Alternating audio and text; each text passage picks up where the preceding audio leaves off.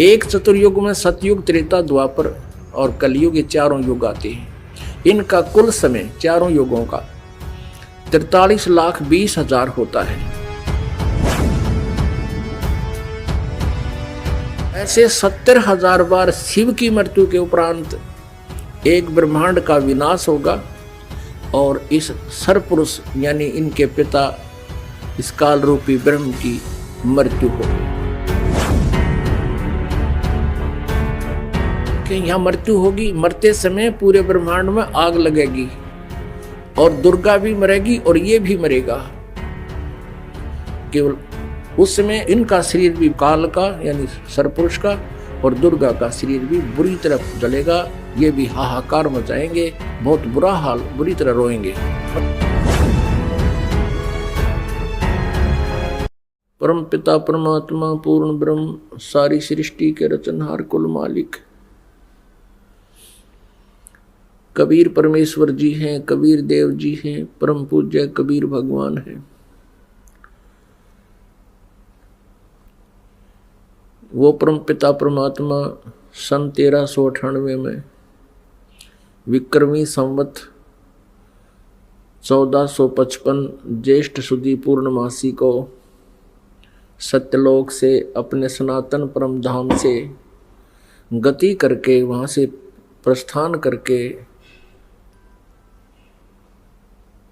काशी शहर, भारतवर्ष की पावन धरती पर काशी शहर के बाहर बने एक लहर तारा नामक तालाब पर विकसित कमल के फूल पर नवजात शिशु का रूप धारण करके विराजमान हुए। इस दृश्य को देख रहे थे एक अष्टानंद नाम के ऋषि ब्राह्मण जो महर्षि रामानंद जी के शिष्य थे।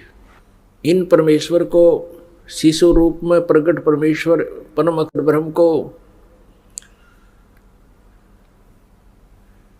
एक मुसलमान जुलाहा दंपति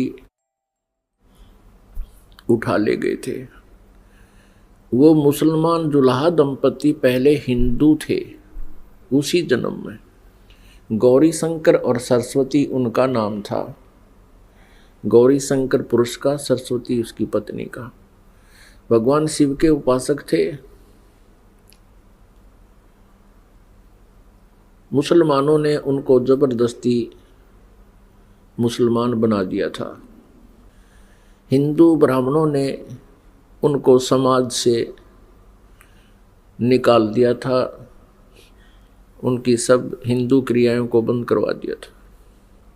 पहले वो गौरी शंकर सरस्वती भगवान शिव की पूजा करते थे, कथा सुनाते थे। उससे जो पैसा आ जाता था दान दक्षिणा का, उससे अपना निर्वाह किया करते थे और संग्रह संचन नहीं करते थे। वो नेक ब्राह्मण थे, वो किसी को गुमराह नहीं करते थे, परमात्मा की कथा सुनाते थे। उससे जो पैसा आ जाता था उससे निर्वाह करते थे और जो पैसा शेष बच जाता था उनके खर्चे से उसका वो भंडारा कर देते थे, दान में धर्म में लगा देते थे। जिस कारण से उनका बोलबाला बहुत हो गया था। काशी के अंदर बहुत से हिंदू समाज उनको अधिक महत्व देते थे, जिस कारण से वे अन्य स्वार्थी ब्राह्मण उस गौरी शंकर से ईर्ष्या करते थे। इस बात का ज्ञान था उन मुसलमान पीरों को, गुरुओं को, काजी और मुल्लाओं को कि ये गौरी शंकर हिंदू धर्म का अधिक प्रचार कर रहा है। बाकी जो ब्राह्मण थे वो अत्यधिक संख्या में थे, लेकिन वो केवल अपने स्वार्थवश ही दुनिया को अपने पीछे लगाए बैठे थे। अब मुसलमान काजी और मुल्लाओं ने, पीरों ने गौरी शंकर को जबरदस्ती मुसलमान बना दिया था। अब वो कथा नहीं कर सकता था भगवान शिव की, रोजी रोटी का भी संकट आ गया, जिस कारण से उन्होंने एक सस्ता काम शुरू कर दिया जुल्हाए का, जिसमें कुछ भी खर्चा नहीं होना था। तीन चार खुट्टे लठ गाड़ने थे, उसका धागा लपेट कर अपना कार्य शुरू कर देते थे, कपड़ा बुनते थे। फिर भी वो बहुत नेक स्वभाव के थे। जो भी कपड़ा बुनने में मेहनताना मिलता था, इनकम होती थी, अपने गुजारे लायक रख करके बाकी का वो फिर भी भंडारा कर देते थे, दान दक्षिणा करते रहते थे। ऐसे वो फिर आगे चल के लंबा समय बीत जाने पर जुलाहा कहलाने लगे। लगभग उनकी आयु 60 वर्ष की हो गई थी। वो मुसलमान धर्म को स्वीकार कर चुके थे, जुलाहे का कार्य करते थे, लेकिन जुलाहा नाम से प्रसिद्ध थे, दानक नाम से। उस समय परमेश्वर कबीर देव जी उनको लहर तारा नामक तालाब में कमल के फूल पर प्राप्त हुए थे, जिस कारण से बड़े होकर परमात्मा कबीर देव जी भी जुलाहे का कार्य करते थे। और साथ में जिस उद्देश्य से वो परमात्मा आए थे, तत्वदर्शी संत की भूमिका भी वो स्वयं ही करते थे, और असंख्य ब्रह्मांडों का संचालन भी वो काशी की कुटिया में बैठकर, काशी शहर के अंदर अपनी झोपड़ी में बैठकर, कुटिया में बैठकर सारे ब्रह्मांडों का संचालन भी वहीं से करते थे। वो परमात्मा तत्व ज्ञान का प्रचार करते थे। बड़े बड़े विद्वानों के छक्के छुड़ा दिए थे परमेश्वर कबीर देव जी ने। उस समय के एक सुप्रसिद्ध महात्मा थे महर्षि रामानंद जी, पंडित स्वामी रामानंद जी के नाम से वो प्रसिद्ध थे। स्वामी रामानंद जी बहुत बड़े विद्वान माने जाते थे, वेदों, गीता और पुराणों के। परमेश्वर कबीर देव जी ने उनके साथ वार्ता की, रामानंद जी को यथार्थ ज्ञान से परिचित करवाया और सतलोक में प्रभु के दर्शन करवाए। उसके बाद स्वामी रामानंद जी परमात्मा को पहचान गए, और वही परमात्मा असंख्य ब्रह्मांड का जनक, असंख्य ब्रह्मांडों का सृजनहार, सभी आत्माओं का जनक, वो कबीर देव बनारस में रहा करते थे, एक धानक रूप में, जुलाहे रूप में। वो धानक रूप में प्रकट परमात्मा हम सभी आत्माओं के पिता हैं। आप जी को सृष्टि रचना के अंदर सुनाया गया था कि हम कैसे इस काल के जाल में फंस गए, हमारा उद्देश्य क्या है यहाँ रहने और जीने का। परमेश्वर कबीर देव जी ने हमें बताया कि तुम यहाँ के वासी नहीं हो, तुम्हारा यहाँ ठिकाना नहीं है, और आप जी यहाँ अज्ञानता के कारण रह रहे हो। परमेश्वर ने हमें याद दिलाया कि तुम जिस वस्तु को अपना मानते हो ये आपकी नहीं है,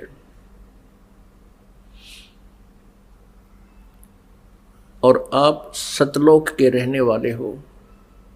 सतलोक किसे कहते हैं, वो कौन सा स्थान है? श्रीमद् भगवत गीता अध्याय नंबर 18 के श्लोक नंबर 62 में 62 में कहा है। ये गीता ज्ञान दाता ब्रह्म बोल रहा है श्री कृष्ण जी में प्रवेश करके। ये कह रहा है कि अर्जुन, तू सर्वभाव से उस परमेश्वर की शरण में जा जिसकी कृपा से तू परम शांति को और सनातन परम धाम को प्राप्त होगा। वो सनातन परम धाम क्या है, परम शांति क्या है? परम शांति तभी होगी इस जीव को जब इसका जन्म और मृत्यु समाप्त हो जाएगा। जब तक जन्म और मृत्यु है, इसको शांति नाम की चीज नहीं। प्राप्त नहीं है, इसको ना हो सकती है।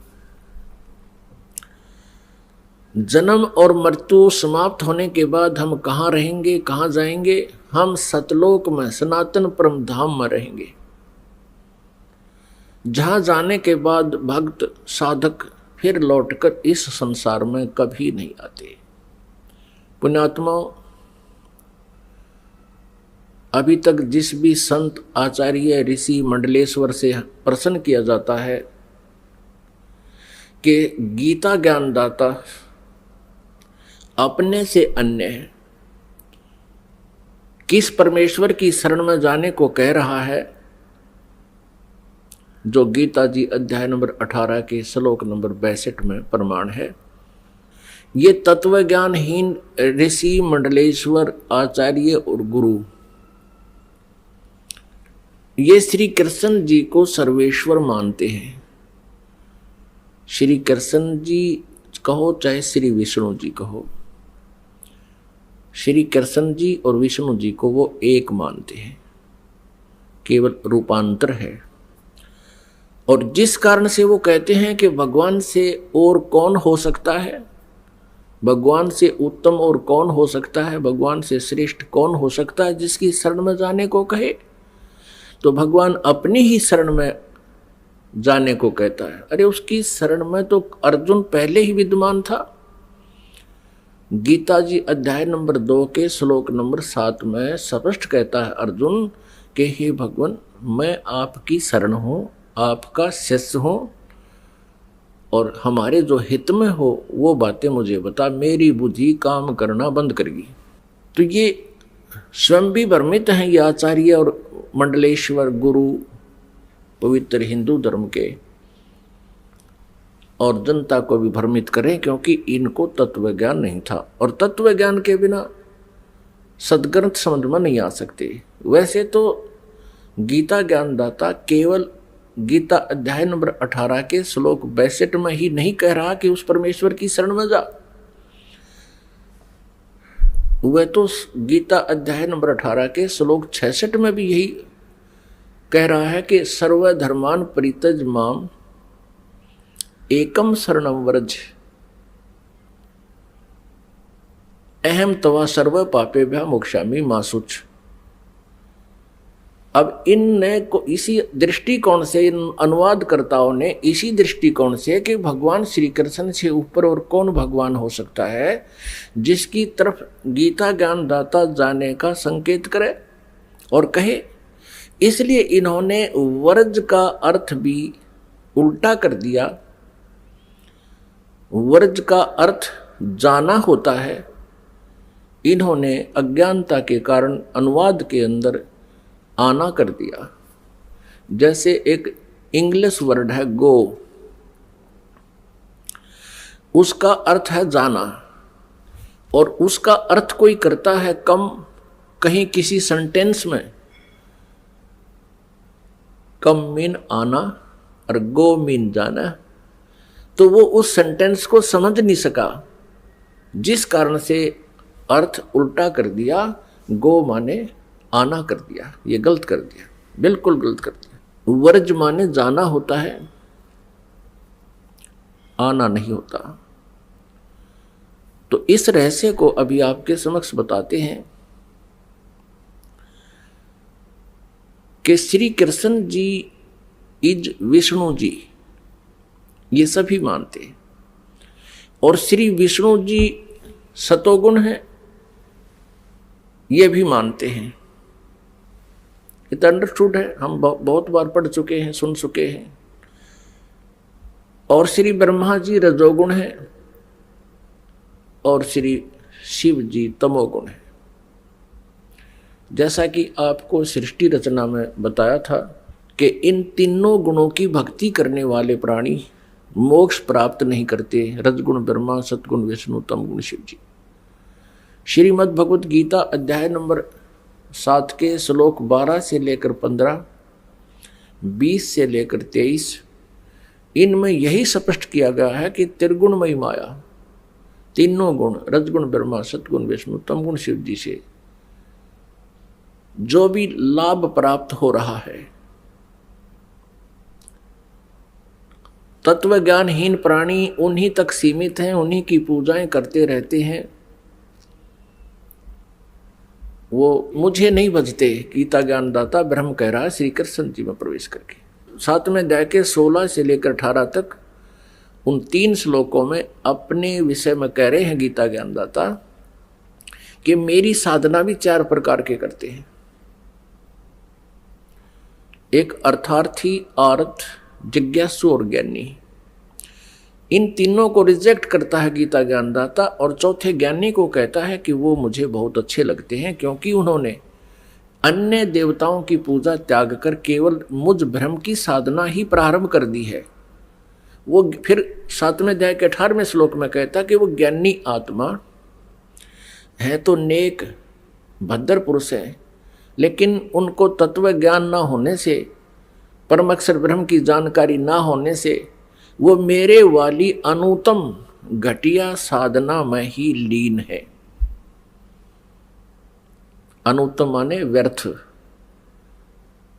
अब तत्व ज्ञानहीन व्यक्ति कहते हैं, उनसे कोई प्रश्न करता है कि गीता ज्ञानदाता 7वें अध्याय के 18वें श्लोक में अपनी साधना को अनुत्तम क्यों कह रही है? तो उसका कुछ तो अर्थ ऐसा करते हैं कि जिससे उत्तम और ना हो, इसलिए अनुत्तम का अर्थ ये बनता है। यहां पर कुछ कहते हैं अनुत्तम का अर्थ है सामान्य। इन्होंने परिभाषाएं बदल दी अज्ञानता के कारण। अनुत्तम का 4ठी कक्षा के बच्चे ने पूछ लो। अनुत्तम माने घटिया, अश्रेष्ठ, सभी बता देंगे। तत्व ज्ञान ना होने से इस प्रकार अर्थों के अनर्थ कर डाले और आप भी भ्रमित हैं। ये श्रद्धालु गुरुजी और अपने अनुयायियों को भी भ्रमित किए हुए हैं। अब यहाँ गीता ज्ञानदाता 7वें अध्याय के 18वें श्लोक में कह रहा है कि मेरी साधना भी अनुत्तम है क्योंकि जन्म और मृत्यु मेरी साधना से, ब्रह्म साधना से समाप्त नहीं होती। गीता जी अध्याय नंबर 4 के श्लोक नंबर 5 और 9 में गीता ज्ञानदाता कहता है कि मेरे और तेरे अर्जुन बहुत जन्म हो चुके हैं, तू नहीं जानता, मैं जानता हूं। मेरे जन्म और कर्म दिव्य हैं, अलौकिक हैं। गीता अध्याय नंबर 2 के श्लोक नंबर 12 में गीता ज्ञानदाता कहता है, अर्जुन तू और मैं और ये सभी योद्धा सैनिक पहले भी थे, आगे भी अपना जन्म होगा, ये ना सोच कि हम अभी है। गीता जी अध्याय नंबर 2 के श्लोक नंबर 17 में कहता है कि अविनाशी तो उसको जान जिसको मारने में कोई सक्षम नहीं है और जिसने सब ब्रह्मांडों की रचना की है। वो अन्य परमात्मा है, गीता ज्ञानदाता से अन्य है और है। गीता जी अध्याय नंबर 10 के श्लोक नंबर 2 में गीता ज्ञानदाता कहता है कि मेरी उत्पत्ति को न तो ये देवता जानते हैं, न ऋषि, न ये सिद्ध पुरुष जानते हैं, क्योंकि इनकी उत्पत्ति मेरे से ही हुई है। क्योंकि ब्रह्मा विष्णु महेश का जन्म इस ब्रह्म और दुर्गा के संयोग से पति पत्नी व्यवहार से हुआ है, तो पिता की उत्पत्ति को संतान नहीं जान सकती, दादाजी बता सकता है। अब हम काल की फर्द में चढ़ गए, किस कारण से हम अब इसके पुत्र हो गए, लेकिन वास्तव में हमारा पिता वो परम अक्षर ब्रह्म है, वो कबीर देव है। तो यह प्रसंग चल रहा है कि गीता ज्ञानदाता का भी जन्म और मृत्यु होता है, ये अविनाशी नहीं है। अब जिस कारण से ये अपनी साधना को भी अनुत्तम कह रहा है, घटिया कहता है। अब हम वहीं पर आते हैं कि जब तक जन्म मृत्यु है ये शांति प्राप्त नहीं हो सकती। इसलिए गीता ज्ञानदाता गीता अध्याय नंबर 18 के श्लोक नंबर 62 में और 66 में कह रहा है कि तू सर्वभाव से उस परमेश्वर की शरण में जा जिसकी कृपा से तू परम शांति को और सनातन परम धाम को प्राप्त होगा। सनातन परम धाम वो स्थान है जहां जाने के बाद प्राणी की फिर पुनः मृत्यु नहीं होती, ना वो वृद्ध होता वहां पर। वह ऐसी ही सृष्टि है, लेकिन वहाँ का मटेरियल ऑफ बॉडी वो अविनाशी है।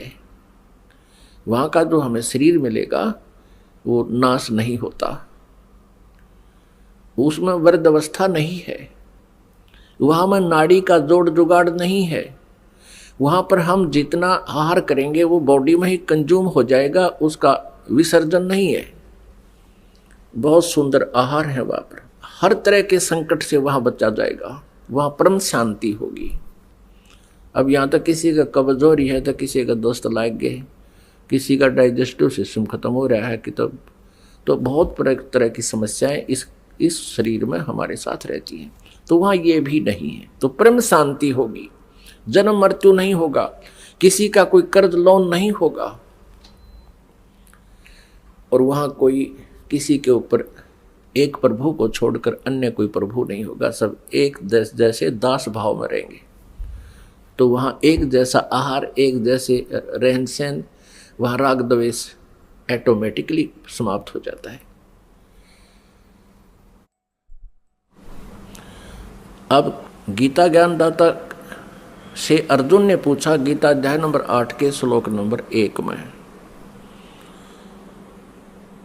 कि हे प्रभु, आपने गीता अध्याय नंबर 7 के श्लोक नंबर 29 में जिस तत्व ब्रह्म के विषय में जानकारी बताई है कि उस तत्व ब्रह्म को जानते हैं और पूरे अध्यात्म ज्ञान से परिचित हैं, और जो सभी कर्मों से परिचित हैं, वो साधक केवल जरा और मरण से छूटने का ही प्रयत्न करते हैं।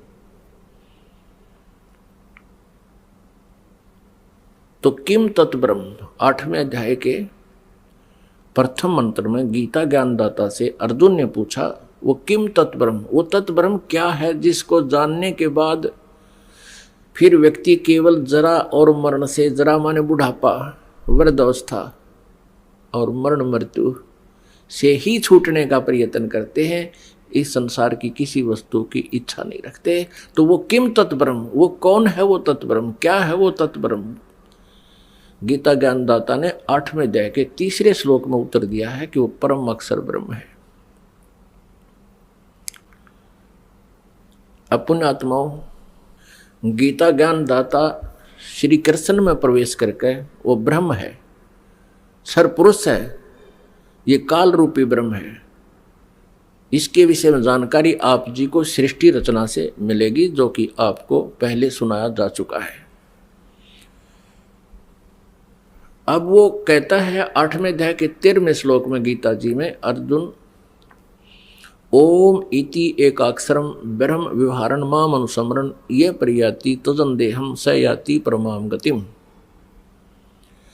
मेरा एक ओम मंत्र है, नथिंग एल्स। मेरा केवल ओम, एक अक्षर ओम, मुझ ब्रह्म का केवल एक ओम अक्षर है, उच्चारण करके सिमरण करता हुआ यह प्रयाति तजंदेहम, जो शरीर छोड़कर जाते हुए भी इसका सिमरण करता हुआ जाता है, सयाति परमाम गतिम, वो मेरे से मिलने वाली परम गति, ओम नाम से जो जितना राहत मिलती है, जितनी गति होती है, वो कितनी होती है, वो प्राप्त होती है। वो कितनी होती है? गीता जी अध्याय नंबर 8 के श्लोक नंबर 16 में कहा है कि ब्रह्मलोक पर्यंत सभी पुनरावृत्ति में है सभी लोग। ओम नाम से जो गति होती है वो ब्रह्मलोक प्राप्ति होती है, और ब्रह्मलोक में गए हुए प्राणी भी फिर जन्म मृत्यु के अंदर है, गीता जी बता रही है। तो ओम नाम के जाप से, यानी ब्रह्म की साधना से भी परम गति नहीं हुई, यानी परम शांति नहीं हुई। इसलिए वो कह रहा है, क्योंकि गीता ज्ञानदाता कहता है, अर्जुन तेरे और मेरे बहुत जन्म हो चुके हैं। 4थे अध्याय के 5वें 9वें श्लोक में, 2रे अध्याय के 12वें श्लोक में, 10वें अध्याय के 2रे श्लोक में, जब तक जन्म और मृत्यु है शांति नहीं। अब वो परम अक्षर ब्रह्म की जानकारी बताना चाहते हैं। वो किम तत्व ब्रह्म, वो परम अक्षर ब्रह्म है। 8वें अध्याय के 3रे श्लोक में कहा है। 8वें अध्याय के 5 और 7 श्लोक में गीता ज्ञानदाता अपनी साधना के विषय में कहता है कि मेरे ओम नाम का जाप करते हुए जो साधना करते हैं वो मुझे प्राप्त होते हैं। और गीता ज्ञानदाता कहता है तू युद्ध भी कर और मेरा सिमरण भी कर, मेरा स्मरण भी कर। इससे सिद्ध है कि गीता ज्ञानदाता की साधना करने वाले को शांति नहीं, युद्ध से अधिक कोई अशांति नहीं होती। और ये कहना चाहता है गीता ज्ञानदाता कि मेरी शरण में रहेगा तो युद्ध तुझे करना ही पड़ेगा, और उठ और ठाले लठ, हथियार उठा और झगड़ा कर। मेरी शरण में रहना तो शांति नहीं हो सकती। अब गीता अध्याय नंबर 8 के श्लोक 6 में कहा है कि एक नियम है, अंत समय में जो साधक जिस भी इष्ट की साधना करता हुआ जाता है वो उसी के भाव में भावित रहता है। यानी अंत समय में जिसमें आस्था होती है उसी को प्राप्त होता है। 8वें अध्याय के 5 और 7 में गीता ज्ञानदाता कहता है मेरी भक्ति कर और युद्ध भी कर, मेरा स्मरण भी कर और युद्ध भी कर, मुझे प्राप्त होगा। उसके तुरंत बाद 8वें अध्याय के 8, 9 और 10 श्लोकों में उस परम अक्षर ब्रह्म की साधना के लिए कहा है। 8, 9, 10 8वें अध्याय के गीता जी के 8वें अध्याय के 8, 9, 10 श्लोक में 3 श्लोकों में कंटिन्यूसली बताया है गीता ज्ञानदाता ने कि उस परम अक्षर ब्रह्म की जो साधना करता है, अर्थात उस दिव्य परम पुरुष की जो भक्ति करता है जो गीता ज्ञानदाता से अन्य है, तो उसी को प्राप्त होता है भक्ति के बल से, योग के बल से। योग माने साधना, और साधना की भक्ति, भक्ति की शक्ति से। अब साधना क्या होती है? मंत्र का जाप, यज्ञ आदि धार्मिक अनुष्ठान करना, यह भक्ति होती है। अपनी भक्ति बता दी कि केवल ओम नाम है ब्रह्म का, इससे अतिरिक्त कोई भी मंत्र कोई जाप करता, हरे राम हरे कृष्ण राधे श्याम सीताराम राधे राधे श्याम मिला दे, ओम नमः भागवते वासुदेव नमः, ओम नमः शिवाय, ये मनमाना आचरण है जो मोक्षदायक नहीं है, कोई लाभ इनसे नहीं होता। अब गीता जी को शिरोधार्य मानते हैं ये श्रद्धालु, और गीता जी में कहीं हरे राम हरे कृष्ण सीताराम राधे श्याम ओम नमः शिवाय ये मंत्र है कहीं नहीं। यदि किसी वेद और गीता को छोड़कर अन्य किसी शास्त्र में, पुराणों आदि में कोई वर्णन है तो वो उस ऋषि विशेष की अपनी सोच है, भगवान का आदेश नहीं है और विधान नहीं है। तो यहाँ गीता अध्याय नंबर 8 के श्लोक 8, 9, 10 में गीता ज्ञानदाता किसी अन्य परमात्मा की साधना के लिए कह रहा है, और उसके लिए गीता अध्याय नंबर 4 के श्लोक नंबर 34 में कहा है कि जो तत्व ज्ञान सच्चिदानंद घन ब्रह्म की वाणी में है, 4 अध्याय के 32वें श्लोक में, उस तत्व ज्ञान को तत्वदर्शी संतों के पास जाकर समझ उस परमात्म तत्व की, यानी गीता ज्ञानदाता से अन्य जो परमात्मा परम अक्षर ब्रह्म है उसकी जानकारी वही बताएंगे। गीता ज्ञानदाता को उसका पता नहीं। फिर गीता ज्ञानदाता ने कहा है कि उस तत्वदर्शी संत की पहचान बताई है अध्याय नंबर 15 के श्लोक नंबर 1 से लेकर 4 में।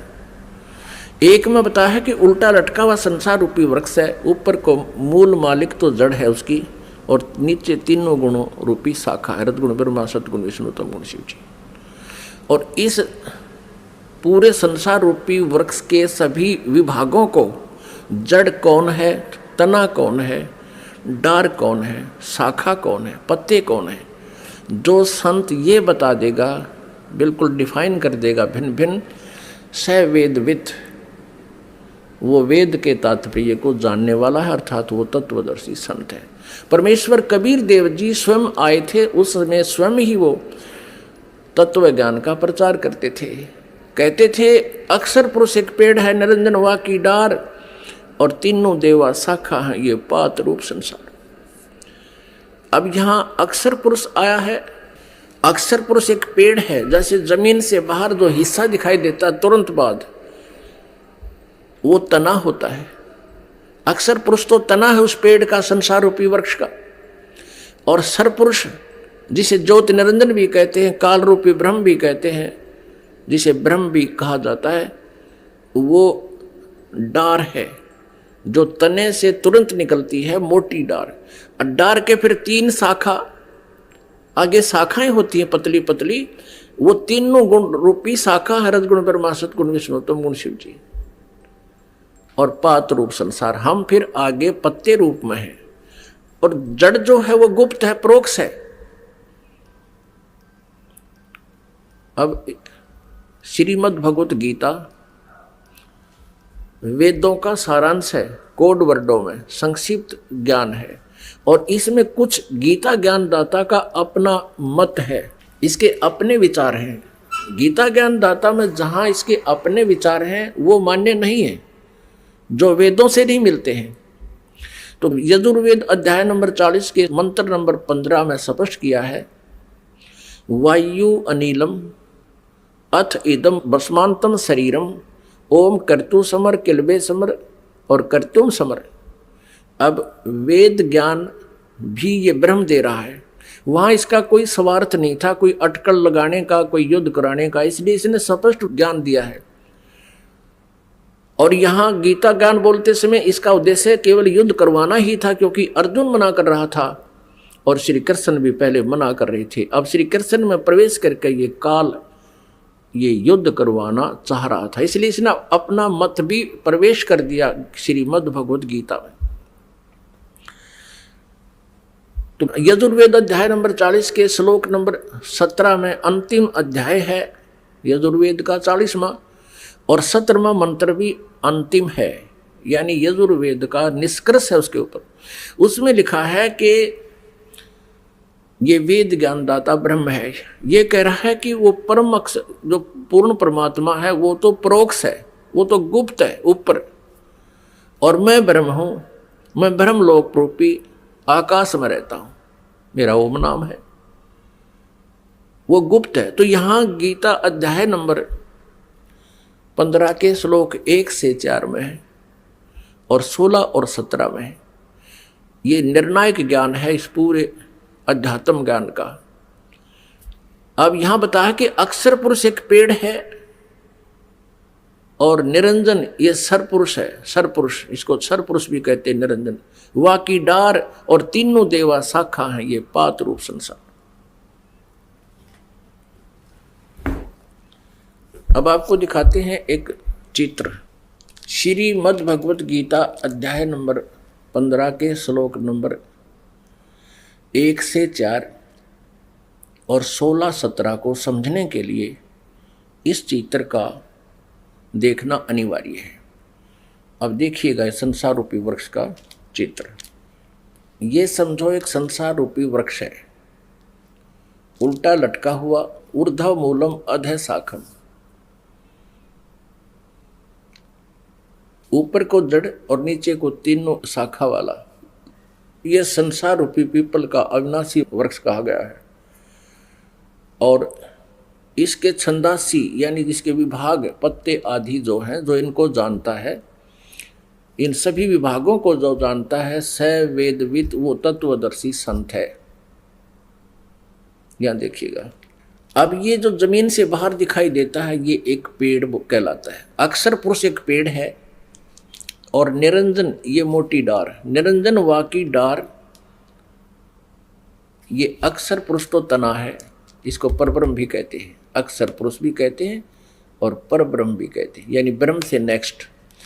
और ये ब्रह्म कहलाता है डार, ये इसको डार समझो, सरब्रह्म भी कहते हैं, सरब्रह्म अर्थात इसको सरपुरुष भी कहते हैं, काल ब्रह्म भी कहते हैं, ये एक डार है। और फिर इसके ये तीनों गुण रूपी शाखा हैं, ये तीनों देवा शाखा हैं, ये पात रूप संसार।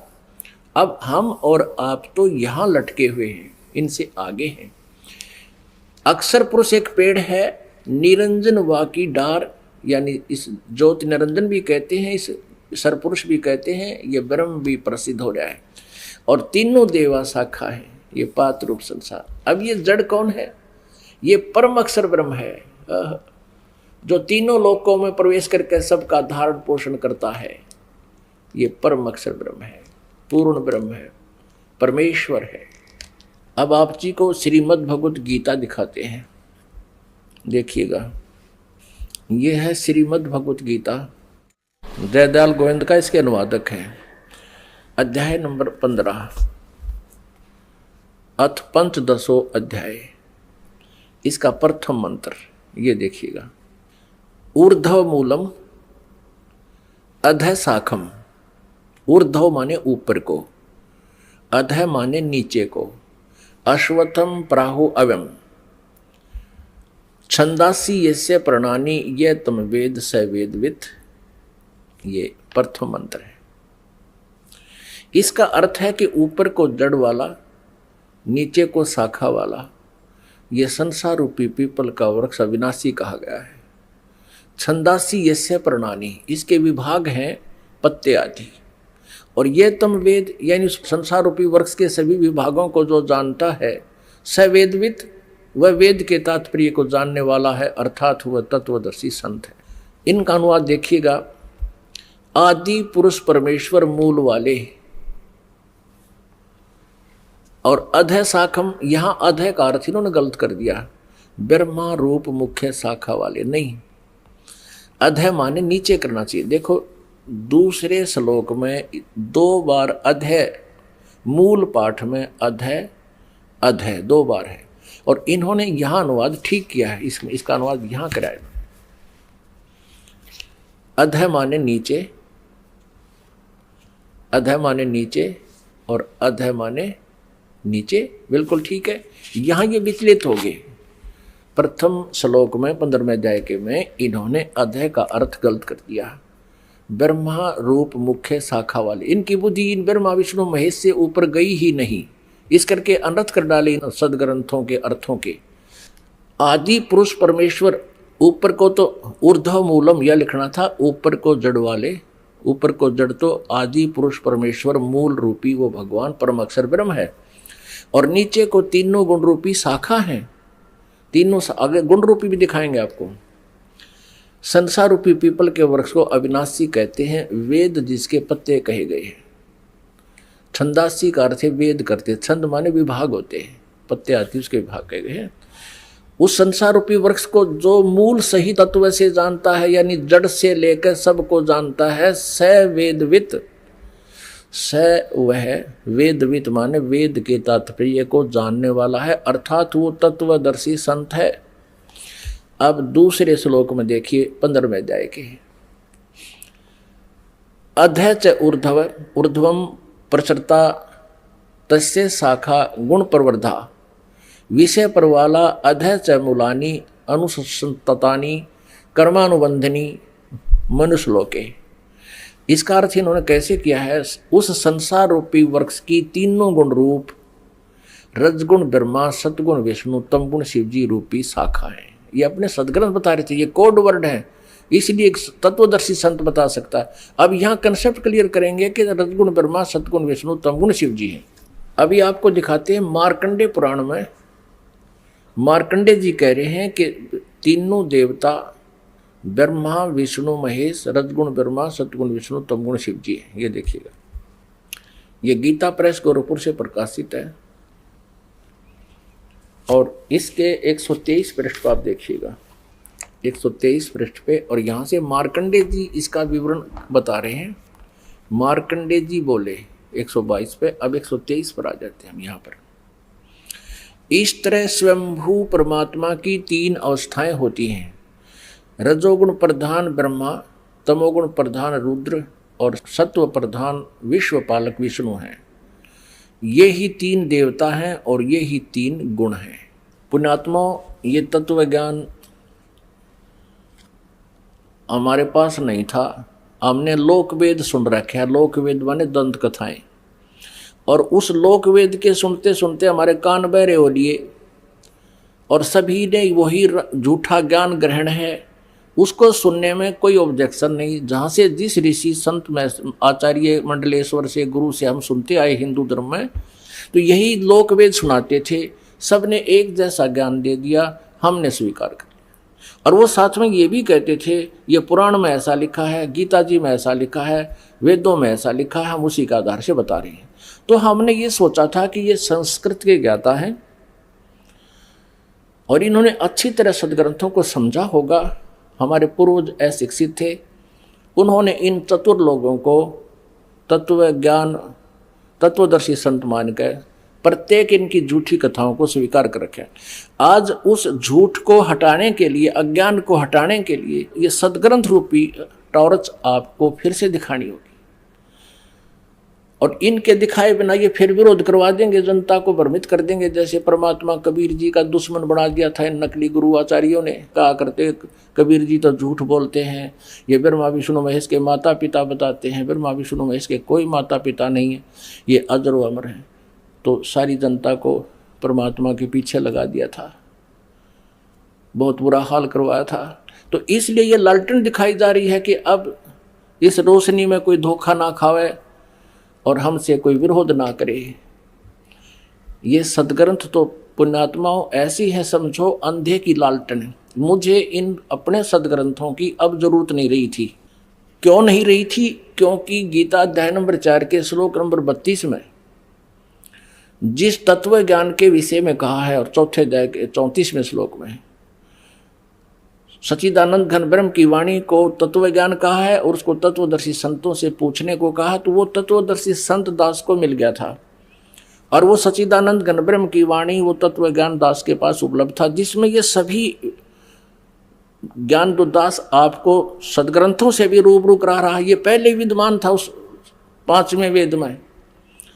अब उस 5वें वेद का आप जी को ज्ञान नहीं, उस 5वें वेद को सत्य सिद्ध करने के लिए कि जो हमारे सदग्रंथ बताते हैं वो परमात्मा ने पहले 600 वर्ष पहले ही बता रखा है। और आपके हृदय में यह सच्चाई जमाने के लिए, जचाने के लिए, विश्वास दिलाने के लिए सदग्रंथ दिखाने पड़ रहे हैं। अब नहीं तो आप विरोध कर देते। अब विरोध तो दास का हुआ था।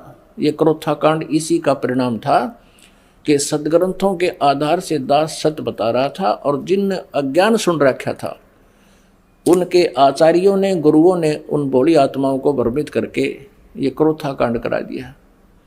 अब ये सच्चाई फिर सामने आ रही है, क्योंकि हम जो क्रोथा आश्रम में जो ज्ञान देते थे वही यहाँ दे रहे हैं। 4था वर्ष हो गया यहाँ पर। अब क्यों नहीं आते वो बकवाद करने के लिए? क्योंकि जनता को पता लग गया कि वो बकवाद कर रहे थे, झूठे थे वो आचार्य लोग, वो निकम्मी आत्मा थी। उनका स्वार्थ यही था कि तो जनता को सच्चाई का पता ना लगे और उन्होंने किसी के कल्याण से कोई लेना देना नहीं। और हमने ये ठेका ले लिया जनता के कल्याण का, और परमेश्वर कबीर देव जी ने ये ठेका दे दिया। अब हमने तो ये काम करना पड़ेगा ही, हम इसको छोड़ नहीं सकते। तो ऐसे विरोध ना होने के का कारण यही है अब कि उनकी दाल नहीं गली।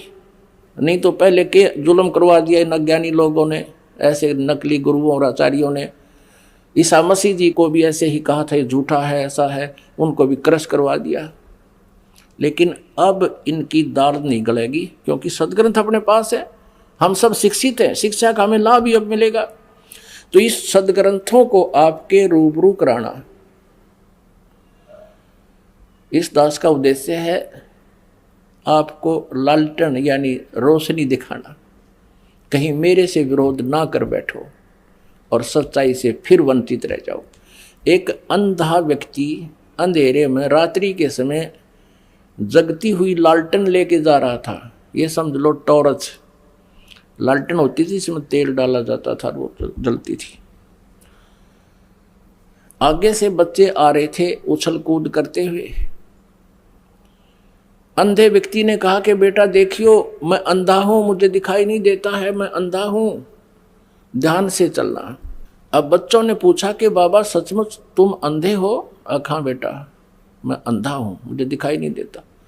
फिर उन्होंने पूछा कि फिर लालटेन किस लिए ले रखी आपने? कि तुम आंखों वालों के लिए, कहीं मेरे में टक्कर ना मार दो, बुढ़े आदमी की देही तोड़ दो।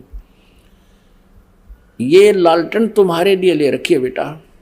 तो पुण्यात्माओं, ये सदग्रंथ दास ने इसलिए ले रखे हैं, यह लालटेन है। कोई इन नकली गुरुओं आचार्यों से भ्रमित होकर के दास से ना टकरावे, हमारे साथ ना कोई झगड़ा ठान ले, इसलिए लालटेन दिखानी आवश्यक है पग पग पर। अब देखिएगा श्रीमद देवी भागवत हिंदी टीका सहित, जिसमें ये तीनों गुण प्रमाणित करने हैं, रजगुण ब्रह्मा, सतगुण विष्णु, तमगुण शिव जी।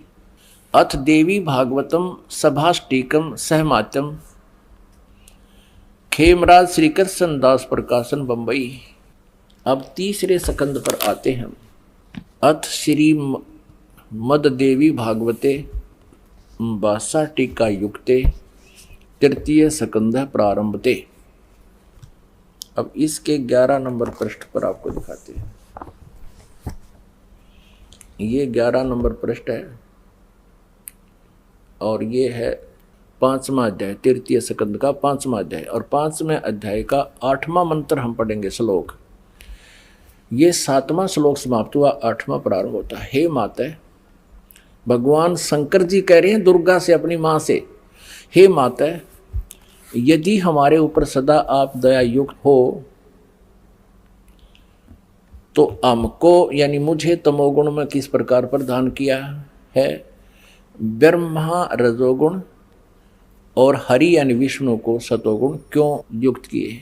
अब ये तो आपने हिंदी पढ़ी, यहाँ इसकी संस्कृत है। 7वां श्लोक समाप्त हुआ, 8वां प्रारंभ होता है।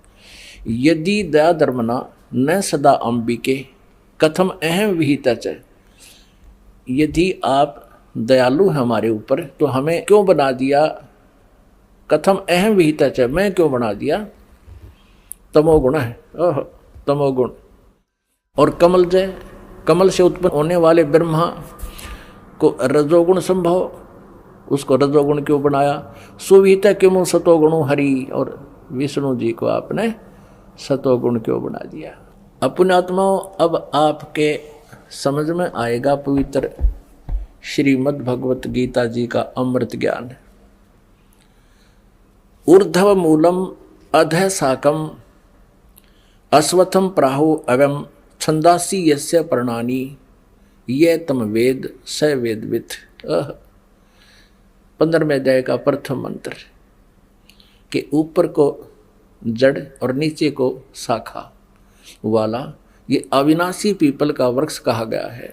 छंदासी यस्य प्रणानी, जिसके पत्ते आदि विभाग हैं, क्योंकि ऊपर को जड़ नीचे को शाखा बता दी, पत्ते बता दी, कहती ये विभाग हैं उसके। और ये तम वेद, जो इनको मूल सहित जानता है, तत्व से जानता है, यानी सभी विभागों को बताता, स वेदवित, वो तत्वदर्शी संत है, वह वेद के तात्पर्य को जानने वाला है। परमेश्वर कबीर देव जी ने 600 वर्ष पहले उस अपनी सच्चिदानंद घन ब्रह्म की वाणी में, कबीर वाणी में कहा है, कबीर अक्षर पुरुष एक पेड़ है, निरंजन वा की डारे, तीनों देवा शाखा है, भाई पात रूप संसारे। एक श्लोक में, एक सेंटेंस में, अमृतवाणी में परमात्मा ने पूरा ज्ञान समझा दिया। अब ये तो आपने पढ़ लिया प्रथम मंत्र 15वें अध्याय का, ये देखिएगा। अब दूसरा पढ़ाते हैं, अध्याय नंबर 15 पंचदशो है, और इसका प्रथम मंत्र आपने पढ़ लिया। आदि पुरुष परमेश्वर मूल वाले, ऊर्ध्व मूलम माने ऊपर को जड़ वाले, और नीचे को अधः शाखम, नीचे को शाखा वाला। यह संसार रूपी पीपल के वृक्ष को अविनाशी कहते हैं। और जिस वेद नहीं, इसके विभाग आदि पत्ते हैं। और उस संसार वृक्ष को जो पुरुष, जो व्यक्ति मूल सहित, जड़ से लेकर पत्तों सहित तत्व से जानता है, वह वेद के तात्पर्य को जानने वाला है, अर्थात वह तत्वदर्शी संत है। अब दूसरा इसमें लिखा है कि उस संसार वृक्ष की तीनों गुण रूप, रजगुण ब्रह्मा, सतगुण विष्णु, तमगुण शिव जी रूपी ये विषय पर वाला, ये विषय विकारों की शाखा हैं, शाखाएं। अधः माने नीचे और ऊर्ध्व माने ऊपर, प्रस्था माने फैली हुई है। ये मनुष्य लोक में कर्मों के अनुसार बांधने वाली मूलानी माने मुख्य कारण है, ये जड़ नहीं है। कर्मानुबंधनी यानी मुख्य कारण है, या हमें कर्मानुसार ही ब्रह्मा विष्णु महेश ही यहाँ बांध कर रखते हैं, इन्हीं के अंतर्गत हैं हम। नीचे और ऊपर फैली व्याप्त हैं, सब लोकों में नहीं, पृथ्वी लोक, स्वर्गलोक और पाताल लोक, 3 लोकों के ऊपर इनकी व्यवस्था है। अब तीसरे में कहा है, इस संसार वृक्ष का स्वरूप जैसा कहा है वैसा यहाँ विचार काल में नहीं पाया जाता, ऐसा नहीं पाया जाता। अपने आत्माओं, श्रीमद् भगवत गीता अध्याय नंबर 4 के श्लोक नंबर 34 में कहा है कि गीता ज्ञानदाता कहता है, मैं इस पूरे अध्यात्म ज्ञान से परिचित नहीं हूँ, इसलिए तत्वदर्शी संतों के पास जा, उनसे उस परमात्म तत्व की जानकारी जान जो गीता ज्ञानदाता से अन्य है। तो यहाँ भी उस बात को फिर पुनः दोहरा रहा है कि इस संसार वृक्ष का स्वरूप जैसा कहा गया है वैसा यहाँ विचार काल में नहीं पाया जाता। यानी तेरे और मेरे इस गीता जी के डिस्कशन में, इस गीता जी के वर्णन में मैं आपको कंप्लीटली नहीं बता सकता, क्योंकि मैं नहीं पा रहा हूँ उसके आदि और अंत को। इसलिए तत्वदर्शी संत की खोज कर यहाँ वो स्पष्ट कर रहा है। अब फिर देखिएगा, श्रीमद् भगवत गीता हम अध्याय नंबर 15 पढ़ रहे हैं। अध्याय नंबर 15 का श्लोक नंबर अब हम 3 पढ़ रहे हैं।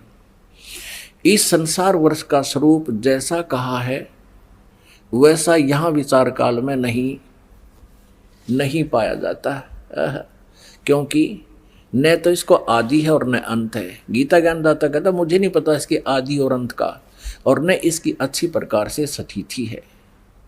इसलिए इस सुविरुद्ध मूलम, अति दृढ़ मूल वाले, ये नहीं अति दृढ़ माने क्योंकि ऊपर जो जड़ है वो मूल मालिक है, वो सनातन परम धाम है, वो अविनाशी है।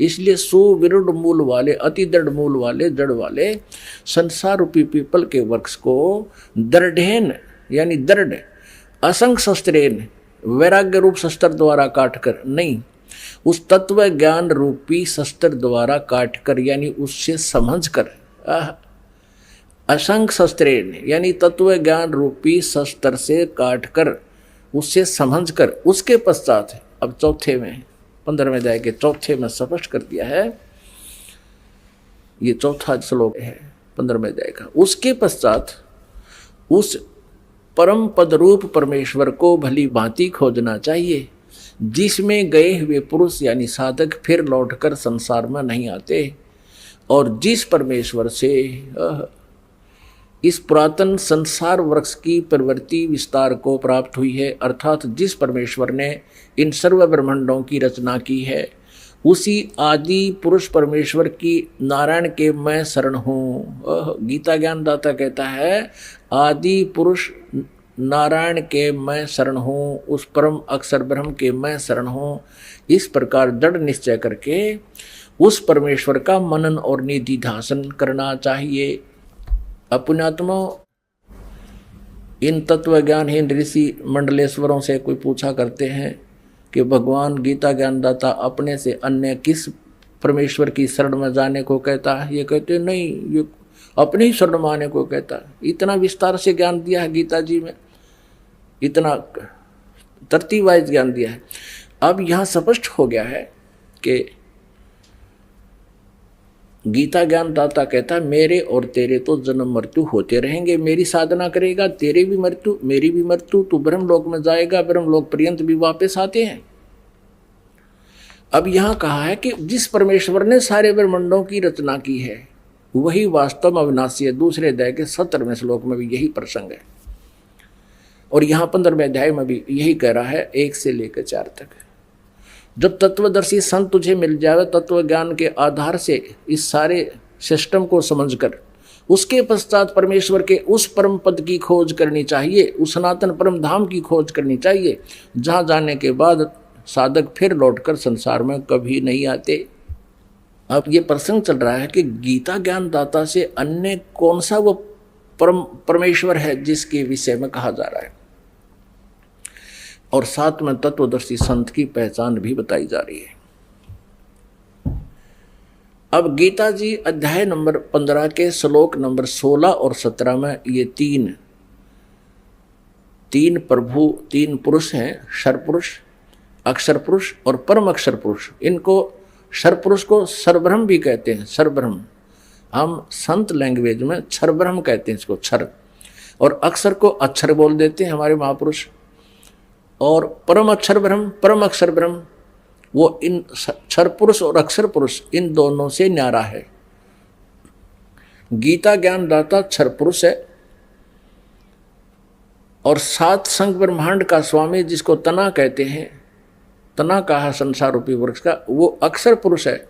उसको अक्षर ब्रह्म भी कहते हैं, उसको परब्रह्म भी कहते हैं। परब्रह्म माने ब्रह्म से नेक्स्ट ब्रह्म, ये काल भी ब्रह्म कहलाता है। इसलिए ब्रह्म को से नेक्स्ट ब्रह्म को डिफाइन करने के लिए नेक्स्ट ब्रह्म कहा परब्रह्म, और उसको अक्षर ब्रह्म भी कहा है।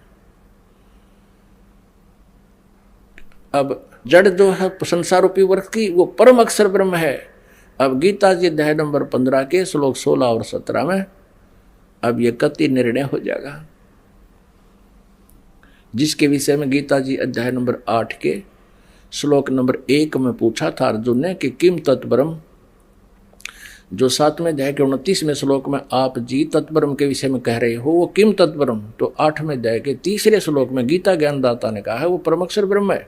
अब देखिएगा गीता जी अध्याय नंबर 15 का श्लोक 16 और 17। अध्याय नंबर 15 ये श्लोक नंबर 16, इसमें ध्यान से देखना। यहां लिखा है दिवौ माने दो, इमौ माने ईश, पुरुषो माने पुरुष, लोके माने संसार में, क्षर च अक्षर है। इसको हम क्षर बोलते हैं, क्षर और अक्षर। क्षर च अक्षर एव च, क्षर सर्वाणी भूतानि कटुष्ट अक्षर उच्यते। इसका अर्थ है कि ये सरपुरुष है। इस पुरुष को हम यहाँ 2 जगह लगा सकते हैं, सरपुरुष और अक्षर पुरुष। इस संसार में ये 2 भगवान कहे जाते हैं।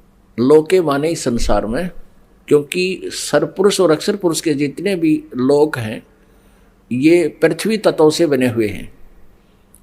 इनके मटेरियल में थोड़ा सा अंतर है। सतीर्थाम जैसे कच्ची ईंट हो, एक पक्की ईंटों का, इतना अंतर है। तो यहाँ बताया है कि इस संसार में, लोके माने संसार में, इस लोक में 2 पुरुष हैं, 2 प्रभु हैं, एक सरपुरुष और एक अक्षर पुरुष। और इन दोनों के लोकों में जितने भी प्राणी हैं वो सभी प्राणियों के शरीर तो नाशवान है, जीवात्मा किसी की नहीं मरती। इन्हीं का अनुवाद यहाँ देखते हैं 15वें अध्याय का 16वां श्लोक। इस संसार में नाशवान और अविनाशी भी ये 2 प्रकार के प्रभु हैं, पुरुष हैं। अब ये अक्षर को अविनाशी भी कहा गया है क्योंकि इसकी सतीथि काफी लंबी है, इसकी आयु बहुत है, इसलिए इसको अविनाशी कहता है। लेकिन ये वास्तव में अविनाशी नहीं है। ये सरपुरुष इस संसार में नाशवान और अविनाशी भी ये 2 प्रकार के पुरुष हैं। पुरुष माने प्रभु हैं, स्वामी हैं। संपूर्ण प्राणियों के शरीर नाशवान है और जीवात्मा अविनाशी कहा गया है। अब 70 में कमाल कर दिया। इसमें कहा कि उत्तम पुरुष है तू अन्य, उत्तम पुरुष श्रेष्ठ परमात्मा तो इन दोनों से कोई और है। इस सर और अक्षर से जो 16वें श्लोक में कहा 15वें अध्याय के, उत्तम पुरुष है तू अन्य, पुरुषोत्तम तो कोई और है, अन्य परमात्मा इति उदाहरते, जिसको परमात्मा कहा जाता है। परमात्मा, परम माने श्रेष्ठ, अच्छी आत्मा कहा जाता है। और ये लोकत्रयम आविश्य विभर्ति अवैश्वर, जो तीनों लोकों में प्रवेश करके सबका धारण पोषण करता है, वो है वास्तव में अविनाशी परमात्मा।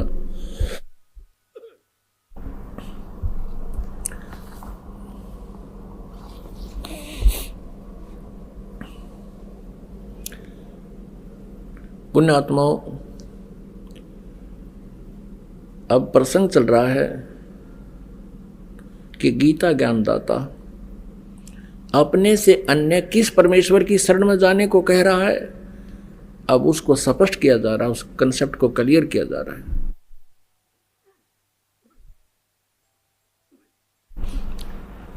अब यहां आपने स्पष्ट पढ़ लिया 16 में कहा कि 2 पुरुष हैं, सरपुरुष और अक्षर पुरुष, और इनके लोकों में भी जितने प्राणी हैं उनका स्थूल शरीर नाशवान है, इनका भी नाशवान है।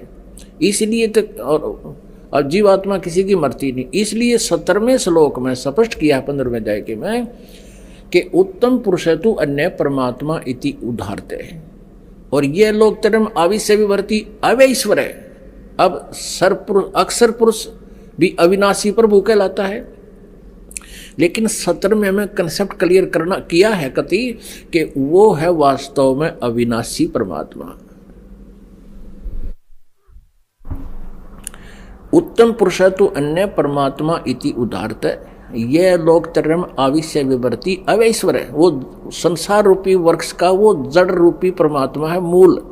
जिस जैसे तना पेड़ को जड़ से मूल से आहार पहुंचता है, यानी पूरे वृक्ष की परवरिश मूल से होती है, जड़ से होती है, तो मूल रूपी परमात्मा परम अक्षर ब्रह्म है, और वही सभी का धारण पोषण करता है। उसी से सबको आहार खुराक या सब वस्तुएं कर्म वर्क डन मिलता है। और यह तो लोक त्रयम आविश्य विवर्ती अवय ईश्वर है। अवय माने अविनाशी, वास्तव में वह अविनाशी परमेश्वर है। अपनात्मा गीता जी अध्याय नंबर 15 के श्लोक नंबर 18 में गीता ज्ञानदाता कहता है कि मैं लोक वेद के आधार से पुरुषोत्तम प्रसिद्ध हूँ, क्योंकि मेरे 21 ब्रह्मांडों में मेरे अंतर्गत जितने प्राणी हैं, कहते मेरे अंतर्गत जितने प्राणी हैं, ब्रह्मा विष्णु महेश जी या अन्य देवता या हम कीड़ी कुंजर आदि सब राजा रंग, इनसे मैं श्रेष्ठ हूँ, इनसे तगड़ा हूँ, ये मेरे अंतर्गत हैं, इनसे मैं प्रबल हूँ। इसलिए लोक वेद के आधार से मुझे पुरुषोत्तम प्रसिद्ध हो रहा हूँ, क्योंकि मैं मेरे अंतर्गत जितने प्राणी हैं उन तक श्रेष्ठ हूँ। लेकिन मैं पुरुषोत्तम नहीं हूँ, पुरुषोत्तम तो कोई और है। अब लोक वेद क्या होता है? सुना सुनाया ज्ञान है जो सत्य ना हो और हमने सत्य मान रखा हो। जैसे हम लोक वेद के आधार से ब्रह्मा विष्णु महेश जी को अजरो अमर मानते थे, इनके कोई माता पिता नहीं हैं, इनके इतिहास इनकी जीवनी में लिखा है कि ये तो नासवान है, इनकी जन्म मृत्यु होती है, और दुर्गा इनकी माता है, और काल रूपी ब्रह्म ये ज्योति निरंजन क्षर पुरुष इनका पिता है। तो हम जो लोक वेद सुना था वो गलत था। इसी प्रकार ये कह रहा है गीता ज्ञानदाता 15वें अध्याय के 18वें श्लोक में, मैं तो लोक वेद के आधार से पुरुषोत्तम प्रसिद्ध हूँ, आई एम नॉट पुरुषोत्तम। ये देखना अध्याय नंबर 15 का गीता जी, और यहां देखिएगा ये 18वां श्लोक है। ये क्या कहता है? यस्मात् क्षरम अतीतः अहम अक्षरात् अपि च उत्तम अतः अस्मि लोके वेदे च प्रथित पुरुषोत्तम है। 18वां श्लोक।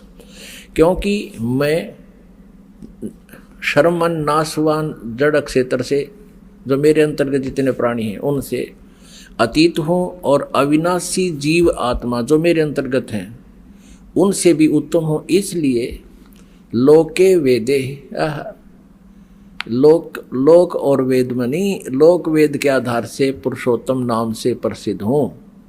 वास्तव में इसलिए यहाँ बता दिया 17वें श्लोक में कि उत्तम पुरुष तो अन्य है। 17वें श्लोक में 15वां अध्याय के में कि उत्तम पुरुष तो अन्य है, वो पुरुषोत्तम तो कोई और है, और उसी को परमात्मा इति उदाहरते, उसको भगवान कहते हैं, वो परमात्मा कहलाता है। और ये लोक त्रयम आविश्य विवर्ती अवैश्वर है, जो तीनों लोकों में प्रवेश करके सबका धारण पोषण करता है, वो है अविनाशी परमात्मा। उत्तम पुरुष तो कोई अन्य ही है जो तीनों लोकों में प्रवेश करके सबका धारण पोषण करता है, एवं अविनाशी परमेश्वर परमात्मा इस प्रकार कहा गया है। परमेश्वर कबीर जी कहा करते थे कि गुरु बिन वेद पढ़े जो प्राणी, समझे ना सार रहे अज्ञानी, गुरु बिन काहु न पाया ज्ञाना, जो थो था बूझ छड़े मूड किसाना। यानी जानकार किसान तो थोथे उसने छड़े को नहीं, कुटे नहीं, तुस नहीं कुटेगा, और मूड होगा वो, कहते हैं प्राण ने कुटे बाद में, धान निकालने के बाद उस भूसने को कुटता हो तो वो मूर्ख कहलाता है। तो तत्व ज्ञान ना होने से अभी तक सभी ऋषि, महर्षि और ये गुरु अब ये जो ना थोथा भूस कूट रहे थे, छिड़ रहे थे। अपन आत्माओं प्रसंग चल रहा है कि गीता ज्ञानदाता अपने से अन्य किस परमेश्वर की शरण में जाने को कह रहा है, जहां जाने के बाद फिर पुनर्जन्म नहीं होता और परम शांति और सनातन परम धाम प्राप्त होता है। अब वो है वो परम अक्षर ब्रह्म। परम अक्षर ब्रह्म कौन है? वो कबीर देव है, कबीर साहब है। और ये वही परमात्मा है जो बनारस में, काशी शहर में 600 वर्ष पहले धानक की भूमिका, जुल्हे की भूमिका करते हुए, एक अच्छे नागरिक की भी भूमिका करते हुए और तत्वदर्शी संत की भूमिका वो विशेष रूप से करने के लिए आए थे। और सच्चिदानंद घन ब्रह्म की वाणी में, जैसे चौथे अध्याय के 32वें श्लोक में गीता जी में कहा है कि ब्रह्मणे मुखे, ब्रह्मणे माने परम अक्षर ब्रह्म के, मुखे माने मुखारविंद से, उनके अपने मुख कलम से, मुख कमल से उतरित वाणी में, उस परमेश्वर के मुख कमल से उतरित वाणी में, उसको सच्चिदानंद घन ब्रह्म की वाणी कहा जाता है। यानी तत्व ज्ञान को विस्तार से कहा गया है। उसको तू तत्वदर्शी संतों के पास जाकर समझ, चौथे अध्याय के 34वें श्लोक में, कि वो तत्व ज्ञान है जो परमेश्वर ने आकर बताया है। अब गीता जी अध्याय नंबर 17 के श्लोक नंबर 23 में कहा है, ओम तत्सत इति निर्देश ब्रह्मण त्रिविध समर्थ है। इसका क्या अर्थ है कि ब्रह्मणे माने सच्चिदानंद घन ब्रह्म यानी परम अक्षर ब्रह्म को पाने का इस 3 मंत्र की साधना का परम निर्देश है। निर्देश माने फाइनल फैसला, फाइनल डिसीजन, नथिंग एल्स। यानी इस मंत्र के अतिरिक्त और कोई जाप आपने नहीं करना, अन्य साधना पूर्ण परमात्मा के पाने की नहीं है। ओम तो यह सरपुरुष का यानी ब्रह्म का जाप है, ये स्वयं स्वीकार कर रहा। गीता जी अध्याय नंबर 8 के श्लोक नंबर 13 में ओम इति एक अक्षरम ब्रह्म व्यवहारण माम अनुसमरण ये परियाति तदंदेहम स याति परमाम गतिम। माम ब्रह्म, मुझ ब्रह्म का केवल एक ओम अक्षर है, अंतिम श्वास तक जो सिमरण करता हुआ जाता है वो ओम नाम से मिलने वाले लाभ को प्राप्त करता है। ओम नाम से कौन सा लाभ मिलता है? ब्रह्मलोक प्राप्ति होती है। और 8वें अध्याय के 16वें श्लोक में कहा कि ब्रह्मलोक पर्यंत भी सभी पुनरावर्ती में है, वहाँ गए हुए प्राणी भी फिर लौटकर संसार में वापस आते हैं, यानी उनको परम शांति नहीं हो सकती। श्रीमद् भगवत गीता अध्याय नंबर 17 के श्लोक 23 में कहा कि ओम तत्सत इति निर्देश है ब्रह्मण त्रिविध समर्थ है। ब्रह्मण माने सच्चिदानंद घन ब्रह्म अर्थात परम अक्षर ब्रह्म की साधना का 3 मंत्र के जाप का निर्देश है। ओम तत्सत, ओम तो ब्रह्म का, इस सरपुरुष का, और तत् ये अक्षर ब्रह्म का, जिसको परब्रह्म भी कहते हैं। ये सांकेतिक है, ये गुप्त है, ये कोड वर्ड है, ये कोड वर्ड है। और सत जो है वो परम अक्षर ब्रह्म का है। अब तीनों का ये जाप, इसकी 3 विधि है सिमरण करने की। त्रिविध समर्थ है, 3 प्रकार से इसका सिमरण होता है। अब 3 प्रकार से सिमरण कैसे होता है ये दास बताएगा।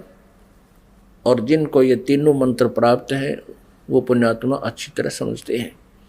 इसमें ओम मंत्र तो बिल्कुल सार्वजनिक है, ये तो पहले से डिक्लेयर्ड है। तत्सांकेतिक है, ओम और तत् मिलके 2 अक्षर का ये एक सतनाम बनता है, सच्चा नाम। सतनाम, सतनाम कोई जाप नहीं है, सच्चे नाम का संकेत है। तो ये 2 अक्षर का सतनाम बन जाता है। इसको श्वास वो श्वास से इसका सिमरण करना होता है। और फिर इस सतनाम के साथ एक ये सत मंत्र सांकेतिक है, ये और जोड़ा जाता है। फिर ये 3 मंत्र का इकट्ठा ही जाप बन जाता है। इस प्रकार सच्चिदानंद घन ब्रह्म की प्राप्ति होती है, भक्ति होती है। अब हम आते हैं गीता जी अध्याय नंबर 8 के श्लोक नंबर 1 से लेकर 10 तक आपको रूबरू कराते हैं। देखिएगा, श्रीमद् भगवत गीता, ये गीता प्रेस गोरखपुर से प्रकाशित है और जयदयाल गोविंद का इसके अनुवादक है। ये देखिएगा, ये प्रथम मंत्र है 8वें अध्याय का। अर्जुन ने पूछा, किम तत्ब्रह्म, किम अध्यात्म, किम कर्म पुरुषोत्तम, अधिभूतम च किम प्रोक्तम, अधिदेवम किम उच्यते। हे पुरुषोत्तम, वह तत्ब्रह्म क्या है? तत्ब्रह्म क्या है? वह ब्रह्म क्या है? अब इस तत्ब्रह्म का कहाँ से ज्ञान हुआ अर्जुन को, ये देखना एक पृष्ठ पीछे ही 7वें अध्याय के 29वें श्लोक में। जरा मरण मोक्षाय माम आश्रित ये तंति ये ते ब्रह्म तत्विदु। ओह, ते ब्रह्म तत्विदु कृष्णम अध्यात्मम कर्म च अखिलम। इसका भाव ये है कि माम आश्रित है, मेरे इस वचन का आश्रय करके कि तत्वदर्शी संत की खोज कर लेता है। तत्वदर्शी संत के पास जाने से फिर उसको परमात्म तत्व का ज्ञान हो जाता है। उसके बाद कहते वो जरा मरण मोक्षाय, जो जरा माने बुढ़ापा वृद्ध अवस्था, मरण माने मोक्ष। जरा यानी बुढ़ापे और मृत्यु के कष्ट से छूटने के लिए जो प्रयत्न करते हैं वे ब्रह्म तत्विदु, तत्व ब्रह्म को जानते हैं। कृष्णम अध्यात्म कर्म च अखिलम, वे तत्ब्रह्म को और सारे अध्यात्म ज्ञान को और सभी कर्मों को विदु माने जानते हैं। अब इनके द्वारा अनुवाद देखिएगा, यहाँ पर है 7वें अध्याय का 29वें का ये अनुवाद है। जो मेरे शरण होकर जरा और मरण से छूटने के लिए यत्न करते हैं। जरा माने वृद्ध अवस्था, मरण माने मृत्यु। वे पुरुष, वे व्यक्ति, तत् माने उस, तत् ब्रह्म, ब्रह्म को, तत् ब्रह्म, देखो तत् ब्रह्म, उस ब्रह्म को, उस ब्रह्म को, संपूर्ण अध्यात्म को तथा संपूर्ण कर्मों को जानते हैं। और 30 में फिर कहा है, जो पुरुष अधिभूतम, मुझे ही सब कुछ जानते हैं, वो मुझ तक सीमित है। जो पुरुष अधिभूत और अधिदेव सहित तथा अधियज सहित सब का आत्मा मुझे अंत काल में जानते हैं, अंत काल में भी जानते हैं, वे युक्त चित्त वाले पुरुष मुझे ही जानते हैं। जो मेरे भाव में भावित रहते हैं वो तो मेरे तक सीमित हैं, और जो उस तत्व से परिचित हैं तो वो जरा और मरण से छूटने के लिए ही प्रयत्न करते हैं। तो ये तुरंत बाद 8वां अध्याय शुरू हो जाता है, यहाँ 7वां समाप्त हो जाता 30 श्लोक में। इस 8वें अध्याय के प्रथम मंत्र में अर्जुन ने पूछा कि किम तत्ब्रह्म, फिर वो क्या है वो तत्ब्रह्म, और अध्यात्म किम कर्म पुरुषोत्तम, अधिभूतम च किम प्रोक्तम, अधिदेवम किम उच्यते। प्रश्न पूछा कि वह तत्ब्रह्म क्या है। अब इसका तीसरे मंत्र में, तीसरे श्लोक में गीता ज्ञानदाता ने उत्तर दिया है। ये तीसरा श्लोक है। वह परम अक्षर ब्रह्म है, वह परम अक्षर ब्रह्म है। अब पुण्य आत्मा स्पष्ट हो गया, वह परम अक्षर ब्रह्म है। गीता ज्ञानदाता अपने से अन्य परम अक्षर ब्रह्म की जानकारी बताता है। फिर अब अपनी और उस परम अक्षर ब्रह्म की दोनों की पैरेलल यानी समांतर बता रहा है कि मेरी साधना करनी है तो तुझे ब्रह्मलोक प्राप्ति होगी। ब्रह्मलोक में गए हुए प्राणी का भी जन्म मृत्यु होता है, तो इसलिए मेरी शरण में रहना है तो युद्ध भी करना पड़ेगा, शांति नाम की चीज नहीं।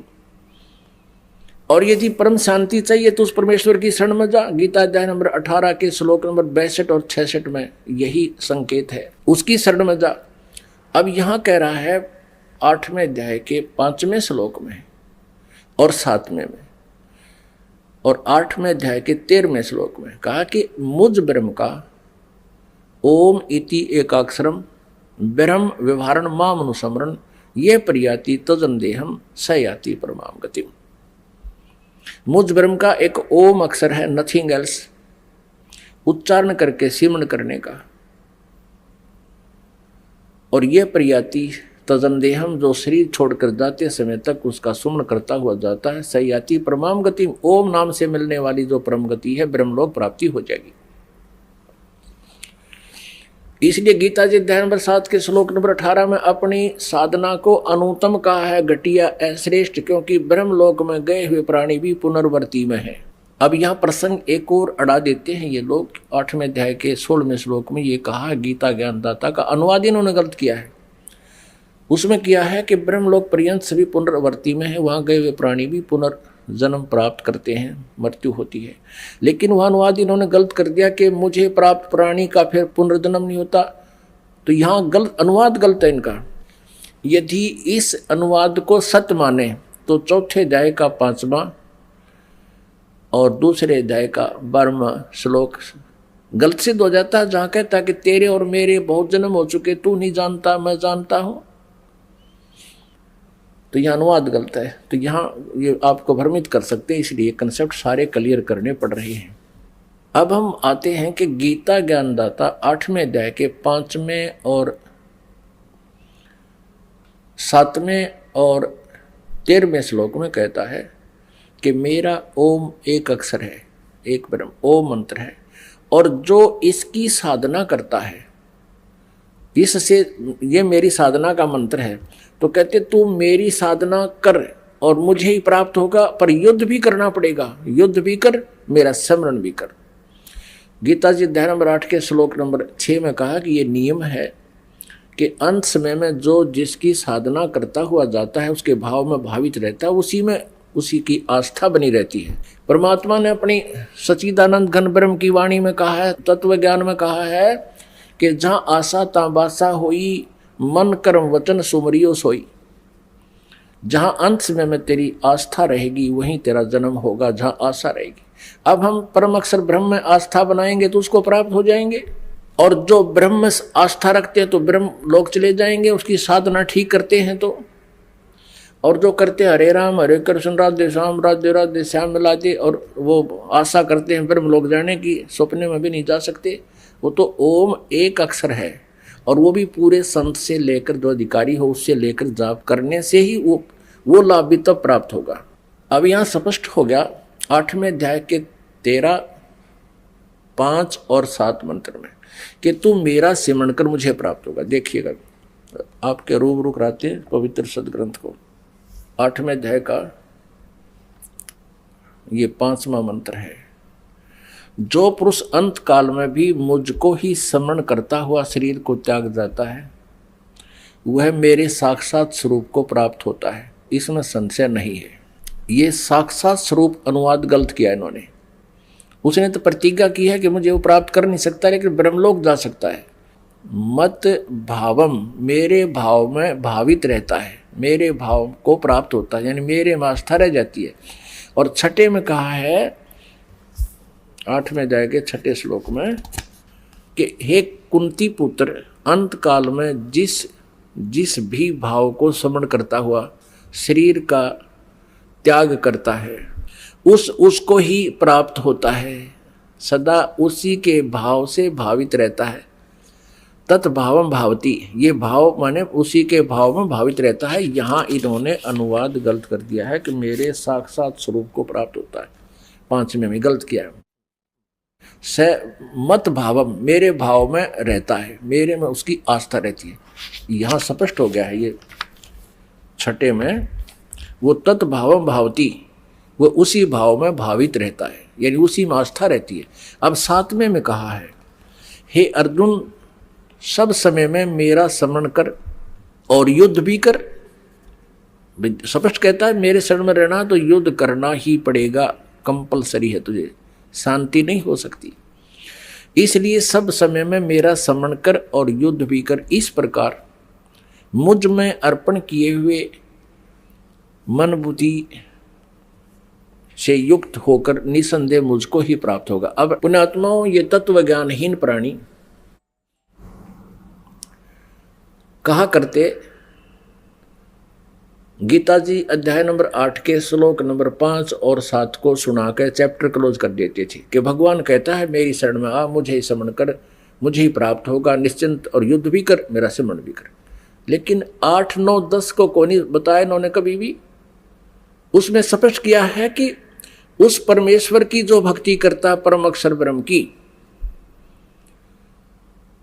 और उसकी साधना गीता जी अध्याय नंबर 17 के श्लोक नंबर 23 में उसकी भक्ति की विधि बता दी। ओम तत्सत, इस 3 मंत्र के जाप से ओम सरपुरुष का, जिसे ब्रह्म भी कहते हैं, और तत् और सत सांकेतिक हैं, गुप्त हैं, कोड वर्ड है। वो अक्षर पुरुष का, तत् अक्षर पुरुष का, और सत परम अक्षर पुरुष का, परम अक्षर ब्रह्म का। तो वो तत्वदर्शी संत बताएगा, ये दास है वो तत्वदर्शी संत। इस 21 ब्रह्मांड में है।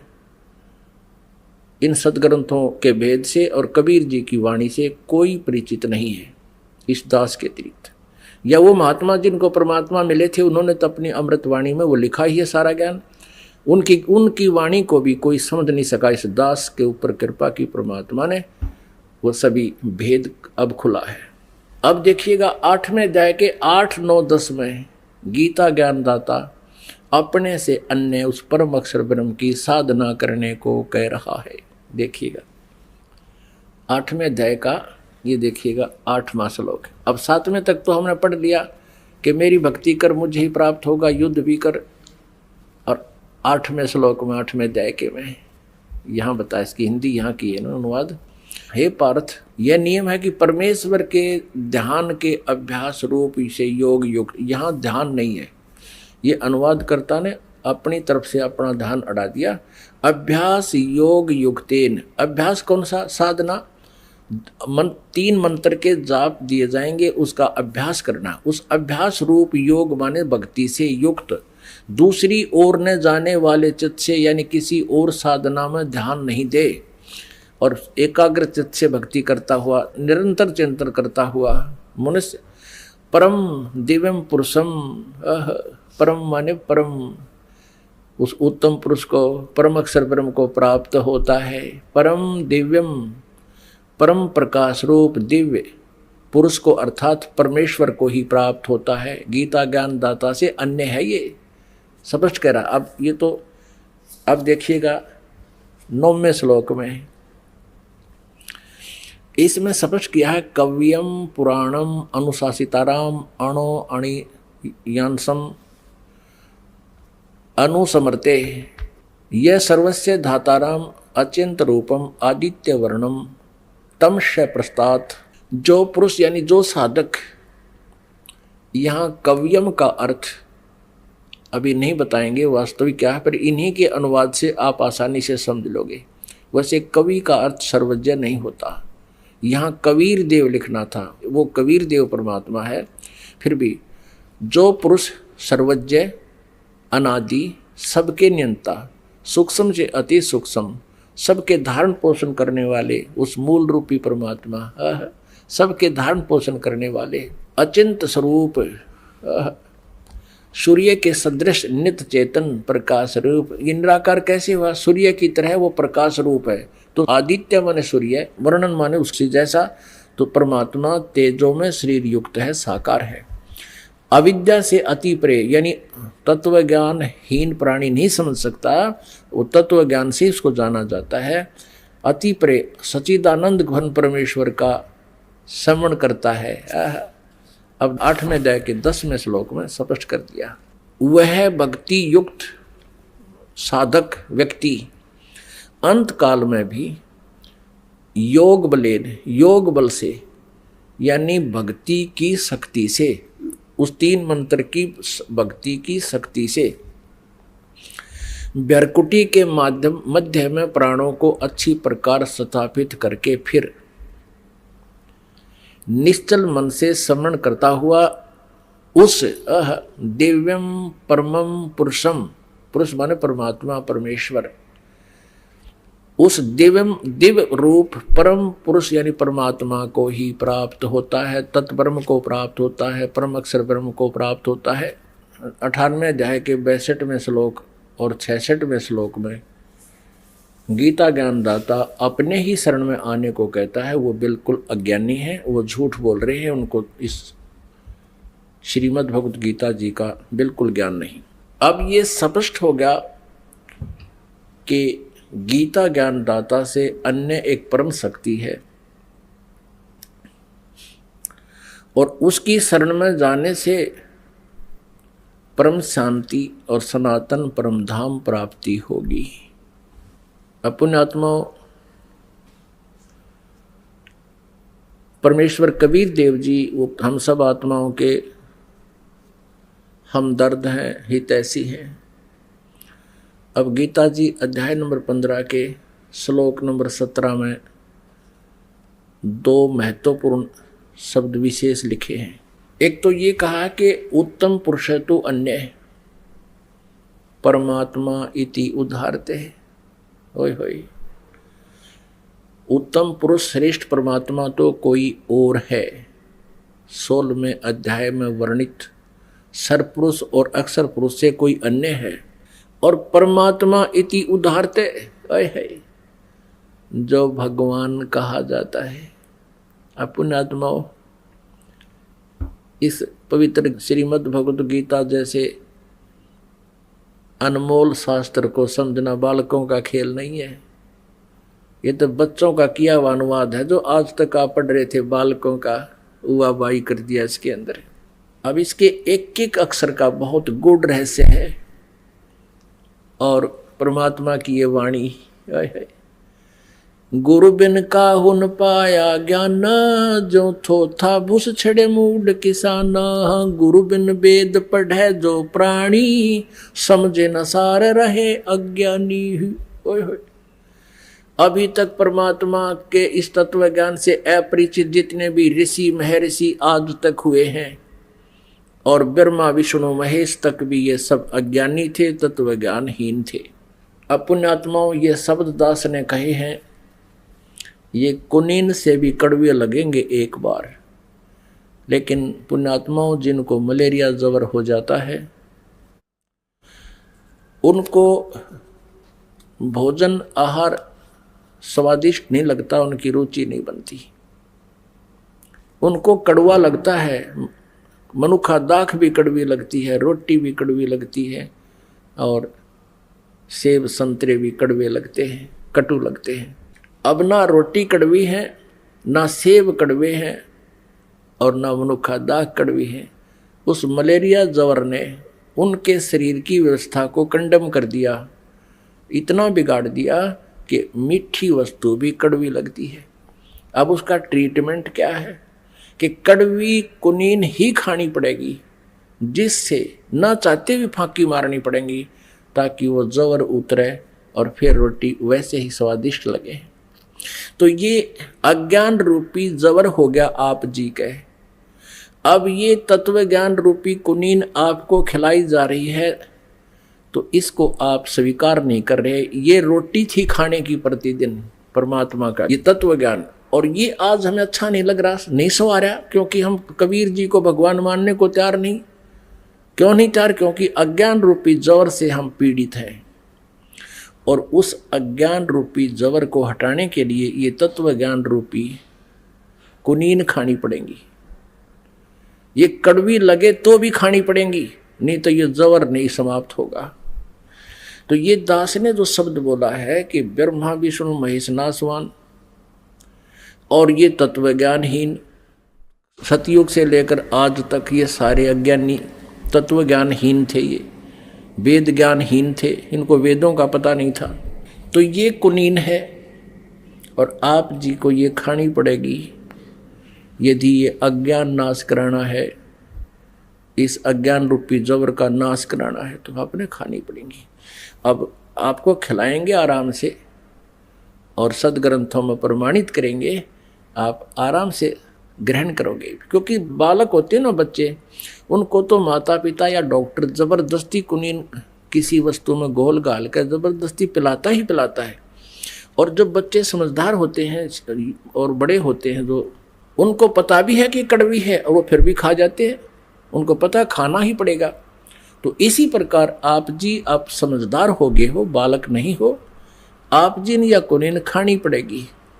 अपुण्यात्माओं तत्व ज्ञान रूपी अमृत बरसे और ऊपर तो भगवान बरसे। देख दो दो मौज मचा रखी। अपुण्यात्माओं ये कंसेप्ट आपको क्लियर करना पड़ेगा कि ये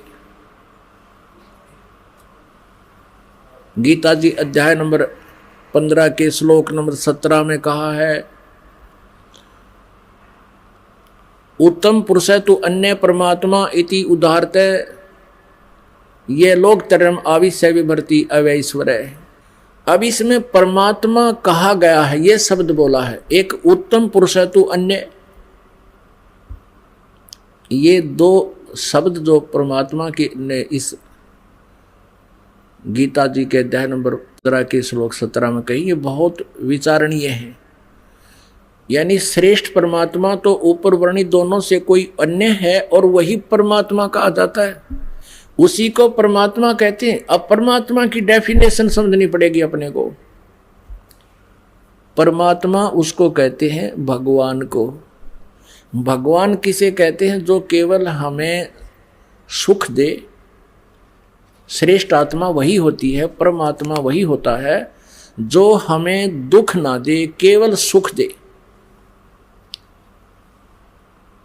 अब जो दुख भी देता वो परमात्मा कैसे है? जैसे किसी का बेटा मर गया, किसी की बेटी मर गई, किसी की टांग कट गई, किसी की आंख फूट गई, किसी को कैंसर हो गया है, कहीं फ्लड आ गया, ना जाने कितना क्षेत्र फ्लड की चपेट में आकर कई सैकड़ों व्यक्ति मारे जाते हैं। अब जिस भगवान को हम परमात्मा मानते थे और उसके लोक में ऐसे कहर टूट रहे हैं, तो वो परमात्मा कैसे हुआ?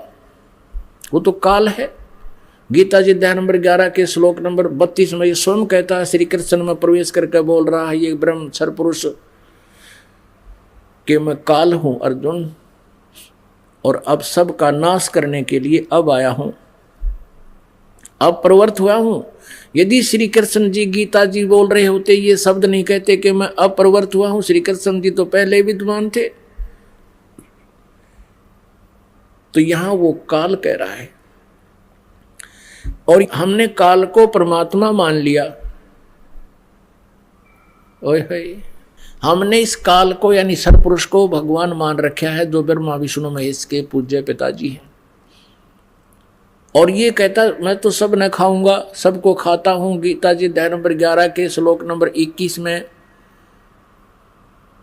और 46 में अर्जुन कह रहा है कि हे भगवान, आप तो देवताओं को भी खा रहे हो, आप ऋषि महर्षि भी आपसे प्रार्थना कर रहे हैं, मंगल कामना कर रहे हैं, मंगल हो मंगल हो, आप तो उनको भी खा रहे हो।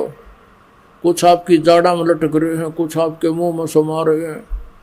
हे सहस्र बाहु, हे 1000 भुजा के भगवान, आप उसी चतुर्भुज रूप में आओ, मैं आप से भयभीत हो गया हूं।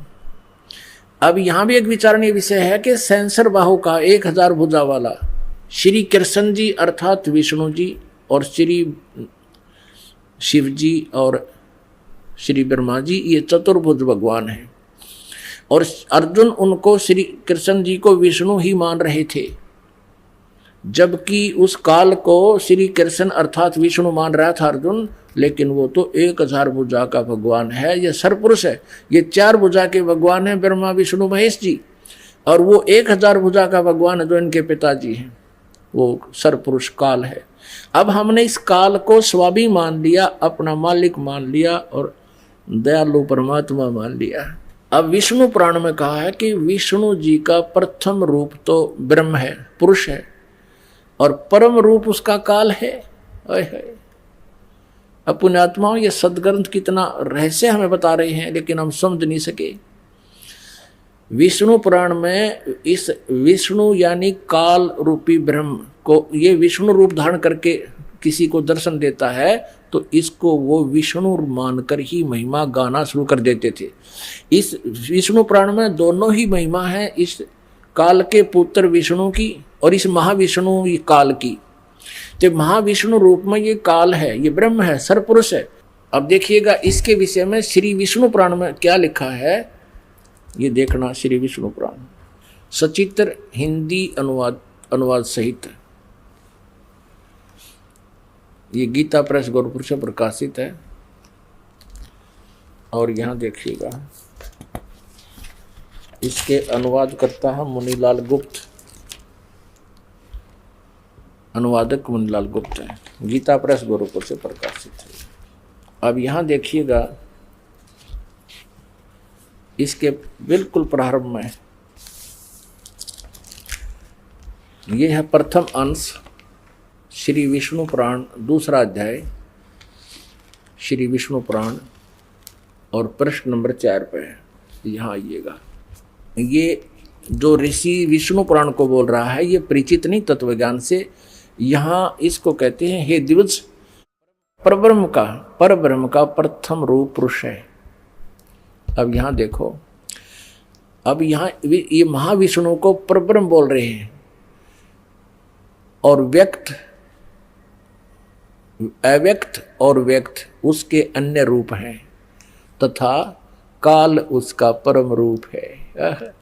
कहते हैं पर ये परब्रह्म कहे महाविष्णु को, इस काल को, इस क्षर पुरुष का प्रथम रूप तो पुरुष है। पुरुष माने परमात्मा के साथ दिखे हो, भगवान जैसा दिखे है, और काल उसका परम रूप है। असली रूप उसका काल है, उसका श्रेष्ठ रूप तो काल है। यहाँ देखिएगा, अब 5वें पृष्ठ पे, ये चौथा पढ़ा आपने, 5वें पृष्ठ पे इसमें है कि हे मैत्रेय, प्रलय काल में प्रधान यानी प्रकृति के साम्य अवस्था में स्थित हो जाने पर और पुरुष के प्रकृति से पृथक स्थित हो जाने पर विष्णु भगवान का काल रूप परिवर्त होता है। अपनात्मा, ये काल विष्णु कहो, ये महाविष्णु है, विष्णु जी का पिता। जैसे आप जी ने श्रीमद् देवी भागवत के 3रे स्कंद में देखा था कि देवी दुर्गा जी ने इन तीनों पुत्रों को, ब्रह्मा जी, विष्णु जी, शिव जी को एक विमान में बिठाया, ऊपर घुमाया। ऊपर जाके इन्होंने देखा, एक ब्रह्मा और देखा, एक विष्णु और देखा, एक शिव और देखा। ये काल था वहाँ महाब्रह्मा, महाविष्णु, महाशिव रूप में।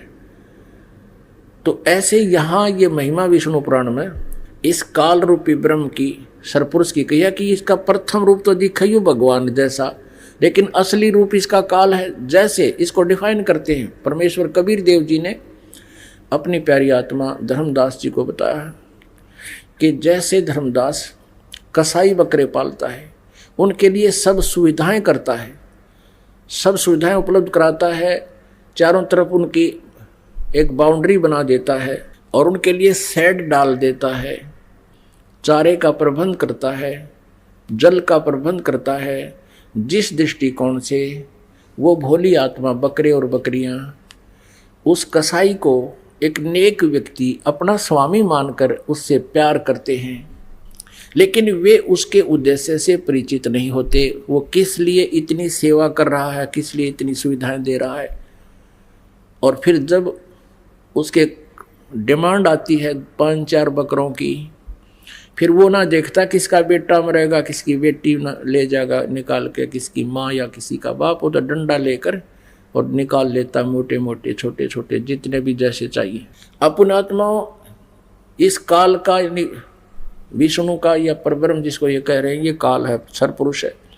इसका प्रथम दृष्टिकोण से देखें तो ये भगवान ने पढ़ा है।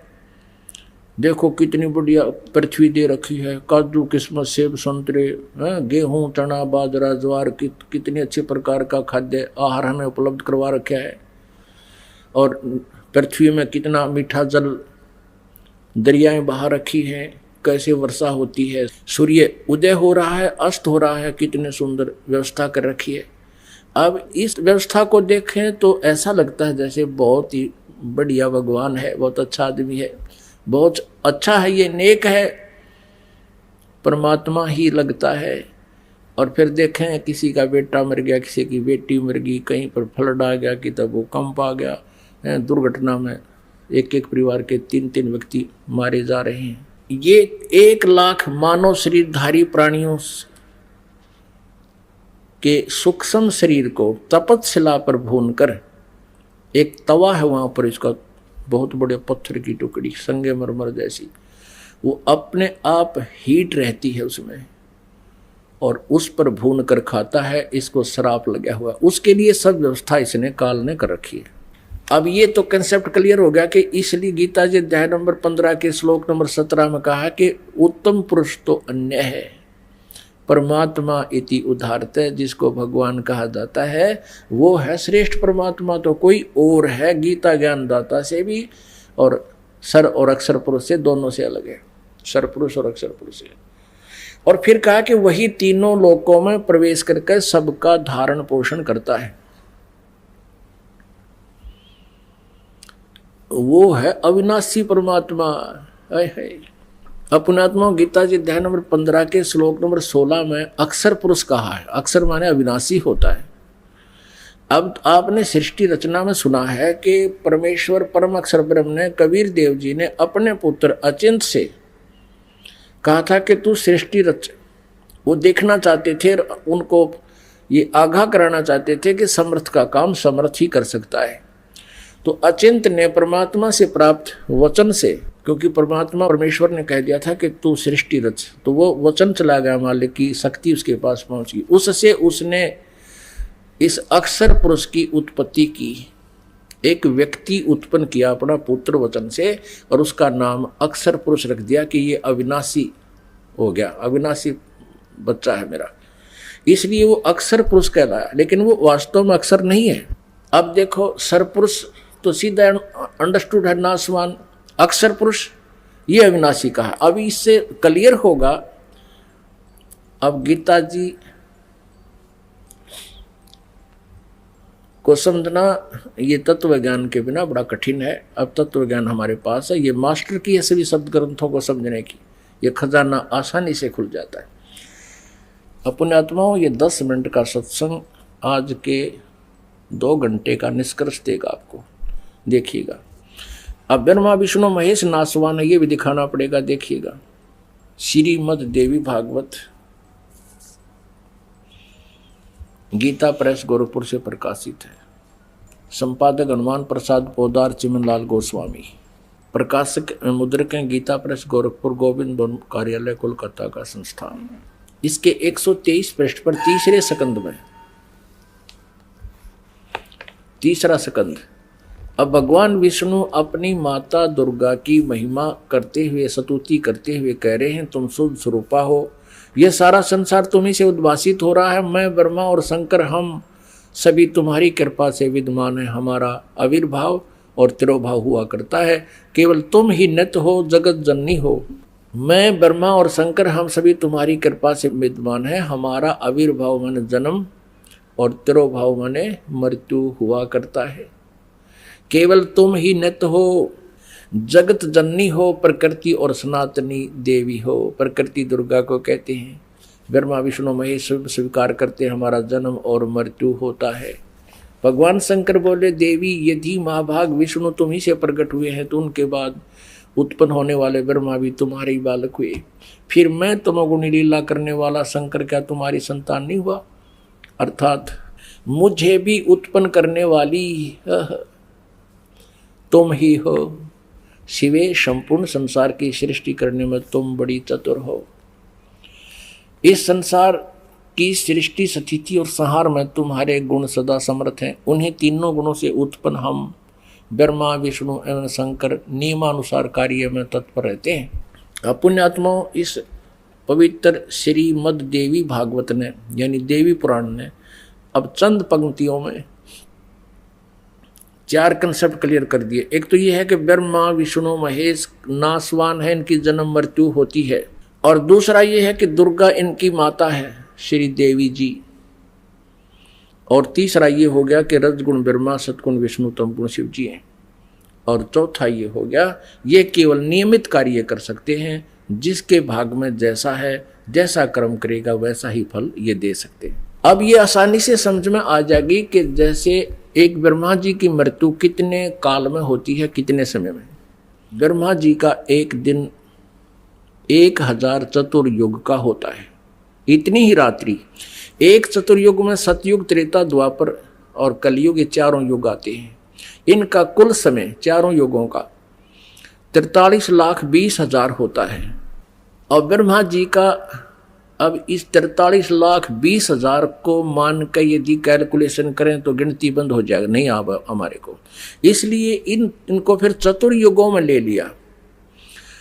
1000 चतुर्युग का दिन, इतनी ही रात्रि, और 30 दिन रात का महीना, 12 महीने का एक वर्ष, और 100 वर्ष की ब्रह्मा जी की आयु, और ब्रह्मा जी की मृत्यु होगी।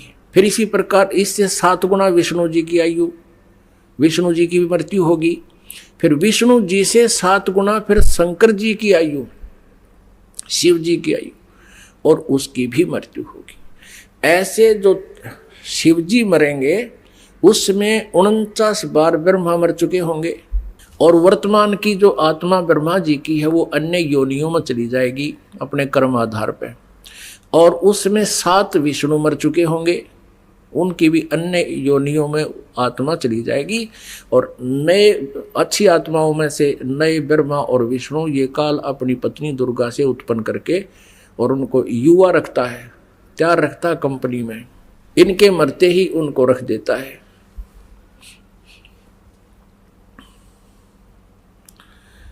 और फिर 49 बार विष्णु की मृत्यु के बाद एक तमोगुण शिव की मृत्यु होगी, काल के पुत्र शिव की मृत्यु होगी। और उस ऐसे 70,000 बार शिव की मृत्यु के उपरांत एक ब्रह्मांड का विनाश होगा, और इस सरपुरुष यानी इनके पिता इस काल रूपी ब्रह्म की मृत्यु होगी। अब ये कहता चौथे अध्याय के 9वें श्लोक में गीता जी में कि मेरे कर्म और जन्म अलौकिक है।